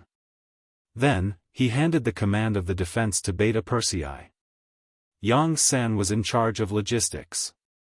Beta Persei was naturally excited when he received the command of the defense. First, he found Jianghu and the soldiers of Ling Feng's 1st Army, 1st Division, and 1st Regiment, and made them the backbone of the army. After a simple distribution of 80,000 soldiers, he went up the city gate tower and waited for the enemy to appear so that they could fight. Miao King Wuing too saw that the situation was not good and fled. It was in the process of retreating that he encountered Yunnan's great general Luo Guan and 40,000 soldiers of the original Gala army. At that moment, 80,000 of them gathered together and headed straight for Yunnan Manor. And this was the power in the open. In the dark, Shiping King Mubin also led 10,000 soldiers to the foot of Yunnan Manor.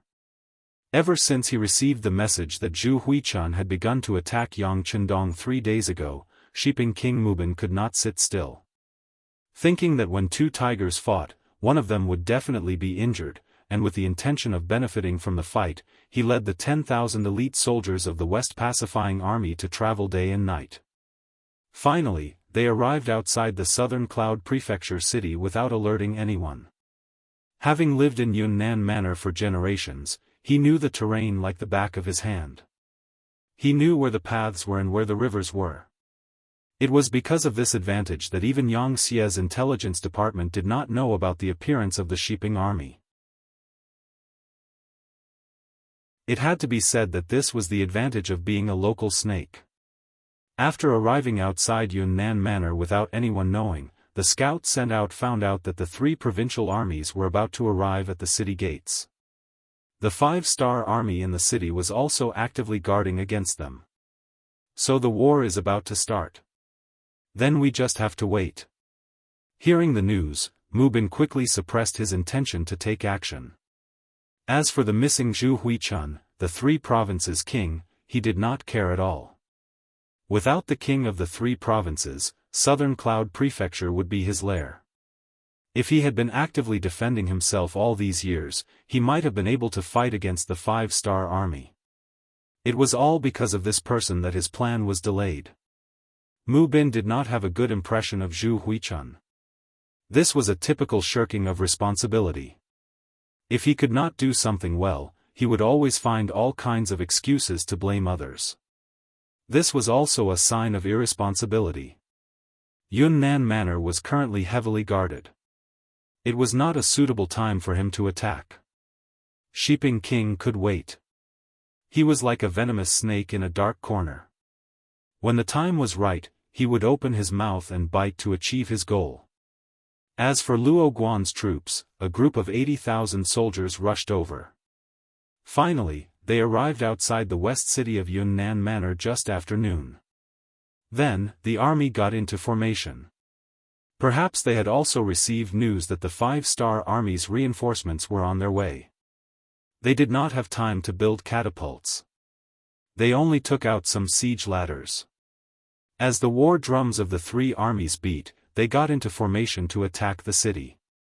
On the west city tower of Yunnan Manor, the surrendered soldiers and civilians looked at the mighty 3 provinces army that was in formation outside the city.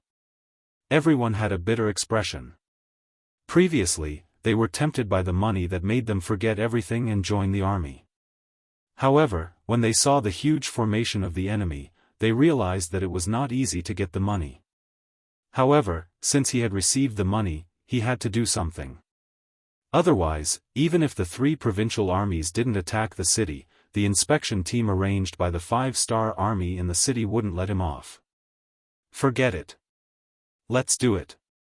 There are so many of us. Let's not be afraid. Even if they could not figure it out, the soldiers had to think it through. When they saw so many of their comrades standing around them, they could only cheer themselves up. This was also the thought of many of the soldiers guarding the city. Beta Persei and Yang San also saw this scene. Ha! Yang San laughed and said to Beta Persei, "Second brother, it seems that the morale of your soldiers is a little low. They are all new recruits. Many of them have not even seen blood. It's not a big deal for them to behave like this." Beta Persei said magnanimously. Although the morale of his 80,000 soldiers was indeed low, Beta Persei was not worried that the three provinces' army outside the city would attack the city. After all, the military strength of both sides was basically equal. In addition, they were the ones defending the city, so they had a natural advantage. Among the soldiers, there were the backbone of the Cold Front Regiment. The other party did not have heavy weapons to attack the city. No matter how he looked at it, his side had too much of an advantage. Seeing how confident Beta Persei was, Yang San was not worried anymore. After reminding him that the sword had no eyes, he went down the city tower to prepare food. Zhu Huihua had done some good things. For example, there was a lot of food stored in the city's warehouse. This was originally for his recruitment and independence, but now it was all given to Yang San. With these things, he could make incomparably delicious food. Presumably, under the stimulation of delicious food, the morale of the soldiers should also be improved. Okay, go and prepare more meat. I will use this to encourage the soldiers. Beta Persei naturally knew the importance of food to the soldiers. He smiled and sent Yang San away. Then, he ordered someone to call Jianghu and instructed him that if the city tower was in danger, the backbone of the Cold Front Regiment would have to personally come out and kill the enemies on top of the city. "Second brother, don't worry. It's only because the 6th young master didn't allow firearms. Otherwise, we wouldn't even need these people. Our Cold Front Regiment alone is enough to defend the city without losing it. If it's done well, we can even launch a counterattack." Jianghu replied confidently. I know your Cold Front Regiment is powerful. However, the 6th young master also wants these people to see blood. Sometimes, no amount of education is as good as experiencing it yourself. So, let's not use firearms. Unless the situation is out of our control, tell the soldiers that no one is to use firearms. Beta Persei of course knew how powerful the Cold Front Regiment was. This regiment, which was called a typical regiment by the outside world, was only second to the Black Cavalry in terms of combat ability. The city tower was ready. The soldiers of the three provinces outside the city also launched their attack. They already knew that the defenders were made up of surrendered soldiers and ordinary civilians. There were no real elite forces like the 5-star army. This made them feel relieved.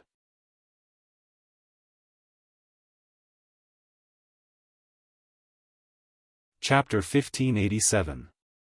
The 5-star army had fought battles all over the country and had already made a great name for themselves. If it was the 80,000 5-star army here, they would have already fled without even fighting. However, the 80,000 surrendered soldiers and commoners were completely different. In their eyes, they were a proper army. If they couldn't even defeat these 5-star army, then all their training would have been in vain. Therefore, when they charged, the might of the three provinces' army was still very fierce. They didn't care about the arrows that were shot down from the city tower. They charged up the city walls with minimal losses, then set up countless scaling ladders and began to attack the city. Commoners who hadn't been trained could only shoot arrows. As for how far they could shoot and whether they could hit people, it was still too extravagant. Therefore, in the first wave of counterattack, the defending side didn't perform well. It wasn't until they saw countless scaling ladders on the city tower that countless enemies began to climb up with the help of the scaling ladders. When some of them were about to charge up, the defending soldiers became afraid. They didn't dare to imagine how many of them could survive in close combat. Don't panic. Take the prepared sleepers and throw them down. Quick. Jianghu was in charge of commanding the front lines. Seeing the enemy attack so smoothly, he couldn't help but shout out anxiously. Under his shout, Feng Zhan, Wang Jinlong, Su Digang, Hu Jun, Sun Dawei and the other battalion commanders hid in the crowd and played their roles. Countless sleepers were thrown down from the city tower, smashing into the heads or bodies of the soldiers of the 3 provinces who were climbing up with the help of the scaling ladders. One by one, black figures fell from the sky and let out miserable cries. The sleepers' attack disintegrated the first wave of attacks of the 3 provinces' army. After throwing down over 1,000 corpses, the 3 provinces' army had no choice but to retreat. The first wave of attacks of the enemy was defeated so easily. The cheers of tens of thousands of people could be heard from the city tower. Obviously, the victory came so quickly that it greatly exceeded the expectations of the defending soldiers. Especially the commoners. They were originally a little nervous, but now they realized that the battle wasn't as difficult as they thought. Their confidence began to swell and their morale began to rise. However, the experienced officers like Jianghu did not let down their guard. They knew that this was just a probing attack by the enemy, and the bitter battle was still to come. Despite the failure of the first wave of attacks, the soldiers of the 3 provinces did not show any signs of low morale. It was just a probing attack. This was a common tactic. He really didn't know why the civilians guarding the city were cheering so enthusiastically. Those who didn't know would think that the enemy had eliminated their main force. That's enough. You've all seen it just now. The soldiers guarding the city have mediocre combat strength. The arrows they shot were weak and powerless. This kind of army can't possibly be a match for our elite regular army. So, from now on, I ask everyone to buck up and unleash your strongest combat strength. As the one who led the most troops, Rajiv undoubtedly became the leader of the crowd. He looked at the other generals as he spoke, as if his words were military orders. Of these 80,000 men, Rajiv led 30,000 men, Luo Guan led 20,000 men, and Azad, Hak, and Wu Yingtu led 10,000 men each. Thus, they managed to gather an army of 80,000, forming a sizable force. Because his country, Bangra, had already been destroyed by the 5-star army, and his country had also announced its surrender. At this moment, Rajiv was already homeless. Now, he had no way to escape except to trust the king of the 3 provinces, Zhu Huihua. Until now, he still didn't know that Zhu Huihua had been captured by Yang Chendong. He still wanted to rush into Yunnan prefecture, drive the 5-star army out of here, and then find Zhu Huihua as soon as possible. Then, both sides would cooperate. This way, he would have a place to live. All of this was due to Rajiv's own thoughts. As the king of the 3 provinces, even if he couldn't beat the enemy, he still had a way to save his life. Perhaps Zhu Huihua was now hiding in a corner of Yunnan prefecture, waiting for him to rescue him. The generals were now homeless. Only by uniting could they form a joint force and not be easily bullied. It was under such circumstances that Rajiv took the initiative to stand up. No one had any doubts and were willing to listen to his command. Now that Rajiv had given the order, everyone knew that under the current situation, they could only survive by taking down Yunnan prefecture and saving Zhu Huihua. Therefore, no one had any objections and agreed to this decision. When the force was concentrated in one place, it was still very powerful. When the army launched another siege, it was no longer a probing move. Instead, it was a real assault. More and more soldiers rushed to the city walls and began to climb up using scaling ladders. More and more wooden sleepers were thrown down. This was not the first time they had used these ladders. Not good, the pillows are useless. After throwing out the wooden sleepers, many people found that the effect was not as good as they had expected. Although the 3 provincial armies also suffered casualties, they did not retreat. Instead, they continued to climb up the ladder. Many people began to panic. "Don't panic, throw down the kerosene." Feng Zhan and the others in the crowd looked at the performance of the people inside. Fortunately, they were not soldiers under their command. Otherwise, they would have trained them well and let them know how red the flowers were. With this shout, countless kerosene was poured down from the sky and poured on the soldiers of the 3 provinces who were still under the ladders. Waves of mournful screams were heard. The siege, which had been going smoothly, could not help but stagnate. This was a real siege in ancient times. Without powerful heavy weapons like cannons, every time they wanted to attack a city, they would have to pay a heavy price. With the help of the kerosene, the 3 provinces were once again defeated. The people on the city wall could not help but cheer again. The 2 consecutive victories made them look down on their opponents again. However, what they did not know was that both the kerosene and the pillows were auxiliary weapons to defend the city. In the end, if they wanted to defend the city, they still needed to rely on force. As expected. After a short break, the 3rd siege began. This time, neither the sleepers nor the kerosene were intimidated by the soldiers of the 3 provinces. A small number of them began to rush up the city walls. For the first time, the 2 sides engaged in close-range combat. Because the 3 provinces were the ones attacking the city, there were not many soldiers who rushed up the city wall tower. In the end, they were all beaten down by the people and the surrendered soldiers. If not for this, in a one-on-one battle, the defending side would have lost. After a few consecutive charges, both sides suffered losses. When the sky turned dark, the 2 sides temporarily stopped fighting. They began to eat and accumulate strength. Yang San, the chief steward in charge of logistics, came. Under his leadership and organization, countless women in the city got busy. They prepared a large amount of delicious food and sent it to the city gate tower. There were fresh soup and meatballs, which really filled the soldiers' stomachs. "Everyone, eat your fill. There is plenty of food. Only when you are full will you have the strength to fight. When we win, everyone will be heroes. There will be even more delicious food waiting for you." Yang San ordered people to carry the food up while encouraging everyone. The fragrance of the meat spread in all directions. When the soldiers smelled it, they involuntarily swallowed their saliva. All these years, it was said that the southern Ming dynasty ruled this place. However, in reality, Zhu Huixin, who held the military power, was the real ruler. He was a person who only had ambition and political means. He did not have the slightest idea of developing the economy. Under Zhu Huixin's rule, food had to be imported from Yangxia most of the time. It was easy to imagine what kind of life the people here were living. It was not an exaggeration to say that every year when spring came, even the tree bark would be gnawed off. Under such circumstances, it was easy to imagine the lives of the people.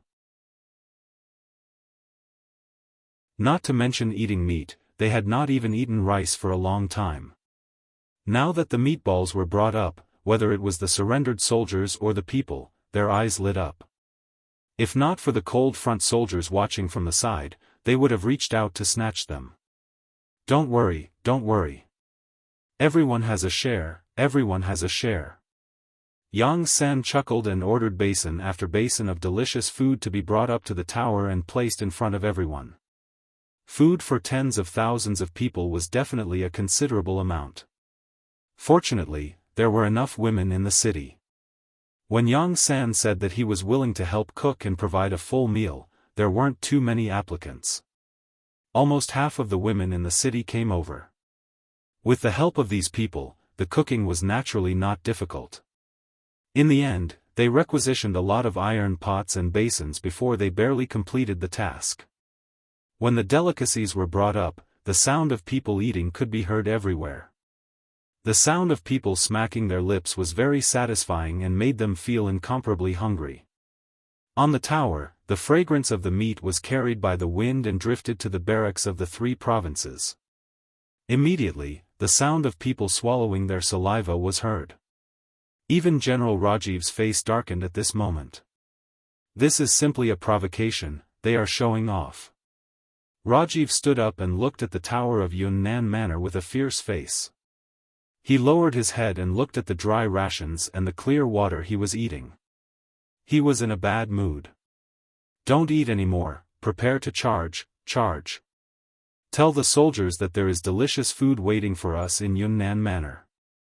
As long as we capture the city, there will be meat to eat.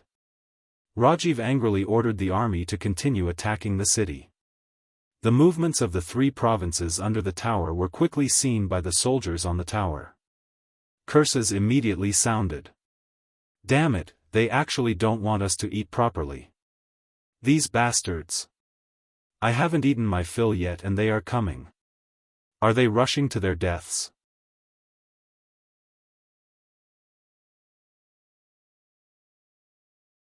Chapter 1588. Cutting off my food supply is the same as killing me. Come, watch how I chop off your heads and kick them like a chamber pot. On the city tower, more and more soldiers expressed their dissatisfaction. In an instant, the crowd was enraged and the soldiers' morale rose by a few steps. Looking at this scene, Yang San chuckled and immediately said, "Everyone, don't be anxious. Fight well. There will be supper delivered in the middle of the night. However, everyone must defend and not let the enemy attack. Otherwise, not only will there be no food to eat, even the safety of your family in the city will not be guaranteed." Hearing that there would be supper at night, many soldiers immediately felt their bodies were filled with energy. One by one, they shouted, "Don't worry, with us here, we will defend our home. With this meal, our lives will be sold to the 5-star army.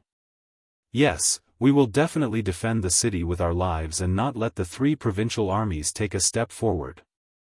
Defend Yunnan Manor with our lives and kill all the enemies. Defend Yunnan Manor and kill all the enemies." On the city tower, the morale of the soldiers was even higher. Under such circumstances, the 3 provincial armies launched a siege. One could imagine what the outcome would be. In the following process of the charge, the soldiers of the 3 provinces truly experienced what it meant to change. It felt as if their opponent had suddenly changed. After countless of their comrades had died in battle, Yunnan Manor still stood in front of them without any signs of wavering. After a night of fierce battle, the 3 provincial armies showed a trace of fatigue. Originally, they thought that after their 80,000-strong army arrived at Yunnan Manor, they would be able to easily take down the city. After all, the news said that Yang Chendong only brought 500 black cavalry with him.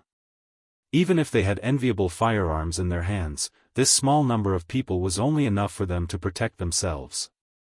Who would have thought that after fighting until now, not only had they not taken down Yunnan Manor, they had not even seen the person in charge.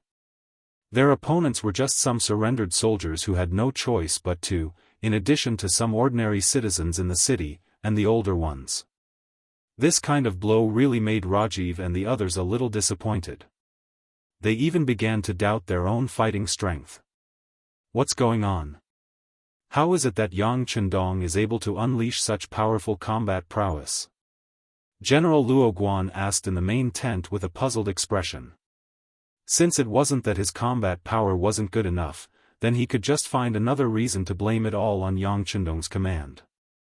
This was a very good choice. No one knew how to answer this question. The morale of the people in the tent began to plummet. In fact, things were not as bad as they had imagined. As the defenders of the city, they had also paid a heavy price. After an afternoon and a night of intensive attacks, more than 10,000 surrendered soldiers were killed or injured. The civilians were even worse off. The number of casualties reached 20,000. This was the difference between untrained and trained. Those who had been trained would naturally be able to borrow strength and cooperate with each other. Those who had not been trained would only rely on their brute strength. If it weren't for Leng Feng's occasional attacks on the city walls, the city might not have been able to defend itself. Of course, this had a lot to do with the short amount of time they had to defend the city. Yang Chendong had promised everyone that he would only defend the city for 1 day and 1 night. Once the reinforcements arrived, they wouldn't have to risk their lives anymore. It was because of this hope that everyone could continue to persevere. Even though many of the civilians were still vomiting after seeing the blood, they endured it when they thought about how they would be able to return home with their silver. On the other hand, if there wasn't a time limit, their hearts would have been in chaos. Rajiv and the others didn't know this. They understood that the city was very difficult to attack, and the 5-star army's reinforcements were about to arrive. They had reached a point where they had to make a decision. They could either continue to attack the city and charge without caring about their losses. Or they could take advantage of the fact that the 5-star army's reinforcements hadn't arrived and immediately retreat as far away as possible to preserve their limited strength. As for what to do, the generals looked at each other and didn't make a final decision. Report. Just when everyone didn't know what to do, a messenger entered the main tent. Report, a young man who claims to be Mu Tsong is outside the tent. He says he has an important matter to discuss with all of you. Mu Tsong? The eldest son of Shiping King Mu Bin. Luo Guan and Wu Yingtu looked at each other. Others didn't know, but they knew this person's identity. Next, Luo Guan explained Mu Tsong's identity to Rajiv and the others. After hearing that this person had Shiping King's background, hope reappeared in Rajiv's eyes. Quickly, invite him in. At this time, Mu Tsong suddenly appeared outside the tent. Even if one thought with their toes, it was obvious why he was here. In the past, Shiping King was also a potential enemy of the 3 provincial kings.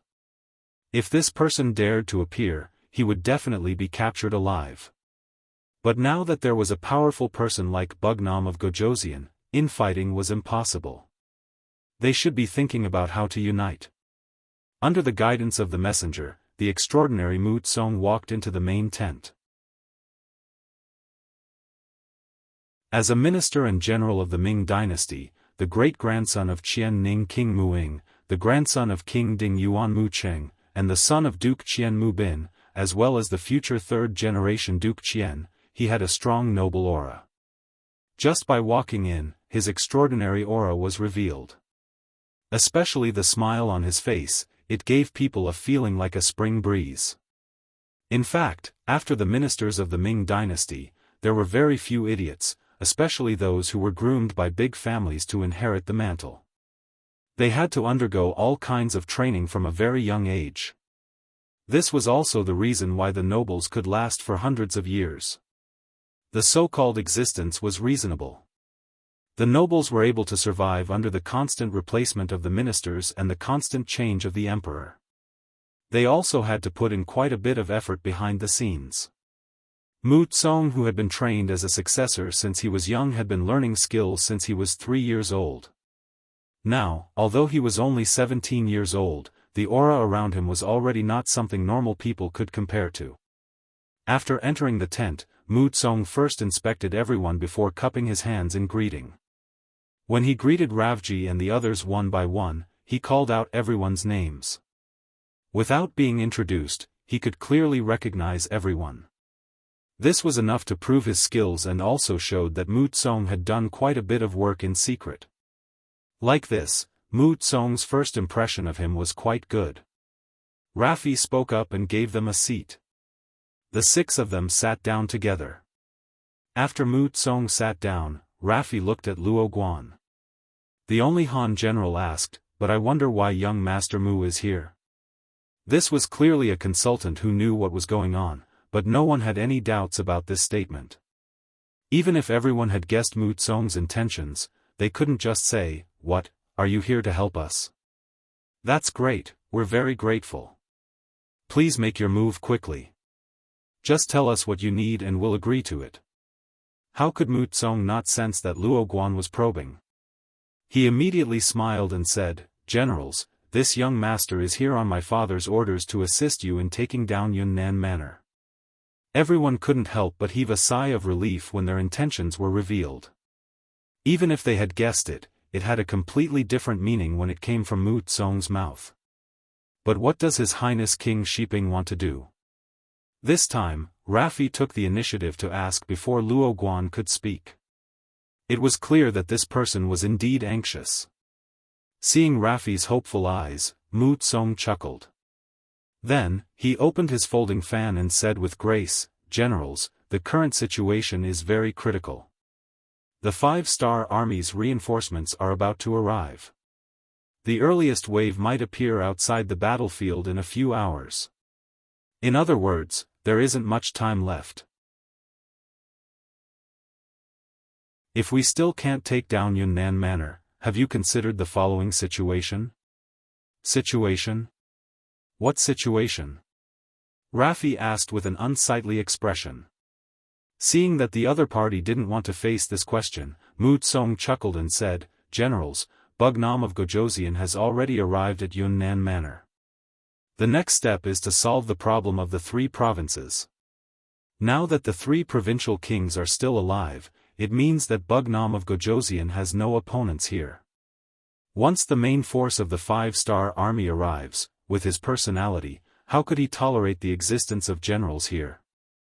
I'm afraid a large-scale cleanup operation will be imperative at that time, right?" Everyone's expression sank. This was exactly what they were worried about. If they didn't consider this problem, they would have already retreated. Why would they be stuck in a dilemma here? Since no one objected, Mu Tsong continued, "Now that Bangla has been destroyed by Bugnam of Gojoseon and the 3 provincial kings are missing, everyone has become rootless duckweeds. If we don't think of a way to join a new faction, we can't think of any other outcome other than being destroyed." "Oh, right. You don't have to think about where you can't go in the world. The truth is that other than Nanming, the surrounding areas have been occupied by the 5-star army. Even if you want to go, you don't have a direction." Rajiv's and the others' faces turned uglier and uglier as they listened to Lin Yun's words.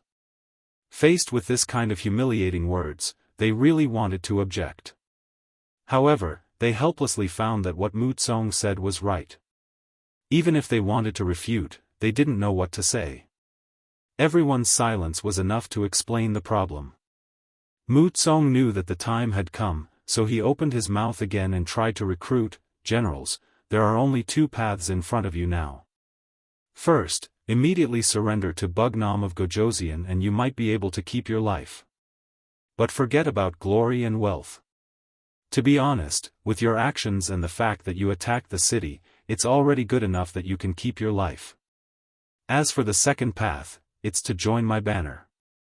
As long as you're willing to join, you'll be a general of Nanming. My father can guarantee your safety and your current position.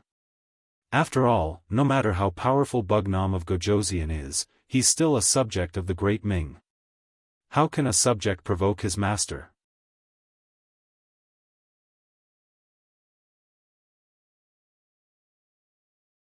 Chapter 1589. The matter was finally made clear. Mu Tsong didn't seem to be in a hurry for everyone to express their stance. Instead, he put away his folding fan and slowly sipped on the tea on the table. However, from time to time, his eyes would vaguely sweep across the crowd, indicating that his heart was not calm at all. Coming as a lobbyist this time was also a risk. No one knew what Loveji and the others were thinking. What if they were prepared to surrender to Yang Chendong? Then wouldn't he be walking right into a trap and be captured to take credit? Although the possibility of this was very low, it was still possible. Therefore, Shiping King Mu Bin didn't agree to Mu Tsong coming as a lobbyist until Mu Tsong said it was a critical moment of survival. Yunnan Manor was where the Mu family had lived for generations. Without this place, they would have no roots, no weight, and no influence in the southern Ming Empire. For the Mu family's future, and to thank the great Ming Empire for their kindness to their ancestors, this risk was worth taking. That was why Mu Tsong appeared here. That was why he said those words. But in reality, his little heart was pounding rapidly. He was even prepared to die for a noble cause. Even if he died, he couldn't fall into Yang Chendong's hands and let Bugnam of Gojoseon use him to threaten his royal father. Mu Tsong carefully observed everyone. At this moment, everyone was seriously considering Mu Tsong's words. As he said, they really didn't have any other choice now. Disregarding everything else, it was indeed as the other party had said, they had no way out. If they couldn't take down Yunnan Manor and rescue Zhu Huiqiang before the 5-star army's main force arrived, then they really wouldn't have a place to live in the future. Could they rescue Zhu Huiqiang just by taking down Yunnan Manor? Who knew if this person was alive or dead, or had fallen into Yang Chendong's hands? If it was the latter, they probably wouldn't be able to find Zhu Huiqiang even if they took down Yunnan Manor. In that case, what was the point of taking down Yunnan Manor? At the end of the day, they were determined to attack Southern Cloud Manor just to find a boss for themselves. In a place like the Great Ming Dynasty, where everything was particular about status, without Zhu Huihua's protection, their existence was unreasonable and everyone had the right to punish them. This also meant that their existence would not last long. But now, things were different. Mu Tsong was here. They had another choice, which was to become Shiping King's subordinates. That way, they would have a backer, and they would also have a name. Just as Mu Tsong had said, Shiping Wang was from the Southern Ming Dynasty. Yang Chendong was only a king with a different surname from the Great Ming Dynasty. If he dared to attack King Shiping, he would be making an enemy out of the Southern Ming Empire. That would be a great disrespect, and he would lose in terms of innate ability. As for the matter of surrendering, no one even considered it. Their previous actions had already offended the 5-star army. Surrendering to them would only bring shame to themselves. Therefore, there was only one option left, which was to seek refuge with King Shiping. The generals quickly made a decision in their hearts. In their eyes, the reason why they were willing to obey Zhu Huihua's orders was because he was a king personally conferred by the Great Ming Dynasty. Now that they had a better choice, Zhu Huihua's life and death had nothing to do with them. I'm willing to pledge my loyalty to King Shiping. The first to think it through was Rajiv. He was originally a general of the Binjgrad kingdom. Now that the kingdom was destroyed, he had no other choice. After Rajiv took the lead, Luo Guan, Wu Yingtu, Azad, Huck, and the others also expressed their loyalty to Mu Tsong one by one. All right. Mu Tsong stood up excitedly. After all, he was only a 17-year-old youth. Even if he was shrewd, there was a limit to it. Seeing that he had achieved his goal, of course, he would be excited. Young master, I wonder what King Shiping wants us to do next. It was Rajiv who asked, but his attitude was very humble. It seemed like young Master Mu Tsong was the leader in the absence of King Shiping. At this moment, not only Rajiv, but the other generals also looked at Mu Tsong, waiting for his answer. Ahem.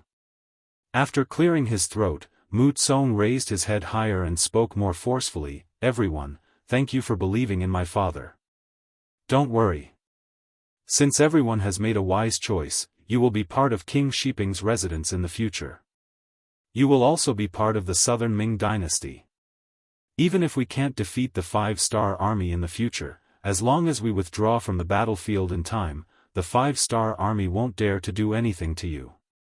Because you have the powerful Great Ming Dynasty behind you. Yes, yes. Everyone nodded like chickens pecking at rice. This was the result they wanted. Speaking of this, it had to be said that the Great Ming Dynasty was still a colossal existence in everyone's mind. Whether it was territory, army, or economic strength, the Southern Ming Dynasty and Baiming were not small countries that could be compared to them. There were even a lot of rumors that the 5-star army was invincible and destroyed countries wherever they went, but they didn't seem to have any conflicts with the Great Ming Dynasty. Even though Baiming had caused trouble for the 5-star army several times, they only focused on defense. All of this seemed to indicate that the 5-star army was strong, but they were not a match for the Great Ming Dynasty. The reason why the Great Ming Dynasty didn't really attack the five-star army was because they were all Han and had the same ancestry. Secondly, the Great Ming Dynasty's national policy was that they wouldn't attack unless they were attacked. The five-star army respected the Great Ming Dynasty, so everyone was at peace with each other. Otherwise, if the Southern Ming Dynasty or Baiming really wanted to attack, the five-star army wouldn't be a match for them. Once this saying spread, it was seen as a golden rule by many people, especially since the five-star army didn't come out to deny it. It was seen as the truth by many people. Therefore, to be able to join the king of Shiping's army was very tempting for Rajiv and the others. Back to the main topic, after getting Rajiv and the others to surrender, Mu Tsong told them the result of his discussion with his father. Everyone, my father's intention is to take advantage of the fact that we have the advantage of military strength and take down Yunnan Prefecture before the five-star army's reinforcements arrive. We need to prove to the Southern Ming Dynasty that we are strong. Only then can we get more support from the imperial court. At the same time, it's also a warning to Yang Chendong not to provoke us. Otherwise, he won't be able to bear the consequences. Well said. Rajiv and the others immediately cheered when they heard this. They had just joined the king of Shiping's army and urgently needed an opportunity to prove themselves. Taking down Yunnan Prefecture was the best way to prove themselves. With such a simple idea, everyone reached a consensus. This was exactly what Mu Tsong wanted. Under the premise that they had the same goal, the next step was to discuss the next military plan. The siege had to continue. Not only that, they also had to think of a plan to deal with the five-star army's reinforcements. The generals began to use their talents and discussed. On the tower of Yunnan Prefecture, the three provincial armies had stopped attacking for half an hour. In the three provincial palaces in the city, Yang Chendong's expression didn't change after he heard Ba Daojiang's report. Sixth young master, do you think they're not going to retreat? Ba Daojiang asked again when he didn't get a response. Obviously, he wanted to learn more. Yang Chendong admired Ba Daojiang very much. This person was very uncouth, but because of this, he was very loyal. Moreover, he had followed Yang Chendong for more than 10 years and had performed well. The Black Cavalry was about to be expanded. When the time came, the position of a captain would be set in stone. Yang Chendong naturally nurtured such a talent. After glancing at Ba Daojiang, Yang Chendong said, whether they escape or not, their ending won't change. Since they're enemies with the five-star army, they're our enemies. Unless they surrender, they won't be able to escape our pursuit even if they run to the ends of the earth. Magnanimous, Ba Daojiang couldn't help but praise after hearing this. Yang Chendong gave everyone the impression that no matter how big the problem was, he wouldn't care about it and he could solve any problem easily. With such an omnipotent, capable, and invincible leader, what was there to be afraid of? The only thing to be afraid of was that the enemy would be scared and there wouldn't be a big battle to fight. In the face of Ba Daojiang, who was thirsty for knowledge, Yang Chendong certainly wouldn't just say that. He thought for a moment and said, actually, what the three provincial armies will do is no longer the young master's concern. What I'm thinking about now is where the king of Shiping went. It's impossible for him not to hear about such a big thing. It's strange that he hasn't done anything yet. As the saying goes, there must be a demon behind this. This is the person we need to guard against. Yang Chendong's words stunned Ba Daojiang. Sixth young master, do you mean that our biggest enemy is the king of Shiping? For now, yes. After all, an enemy who doesn't make a move is the scariest. Once he makes a move and we know his purpose, there's nothing to be afraid of. How about this? Send someone to inform Beta Persei and tell him to be careful. Also, tell Yang San to keep an eye on the city. The Mu family has been living in Yunnan Prefecture for generations. No one knows how strong his hidden forces are here. There's no harm in being on guard. Yes. Ba Daojiang's expression became a lot more serious after hearing this. He had already understood the meaning behind Yang Chendong's words. The most threatening king of Shiping had not made a move until now. It was very likely that he was planning something in the dark. This was what they needed to guard against the most. While everyone's attention was still on the city defense battle, Yang Chendong had already seen the bigger picture. Ba Daojiang felt that he still needed to learn to be vigilant in times of peace. He needed to learn to be vigilant all the time. You're tuning into the Unparalleled SwordWill YouTube channel. Don't forget to subscribe and join us on this journey to catch the most captivating stories.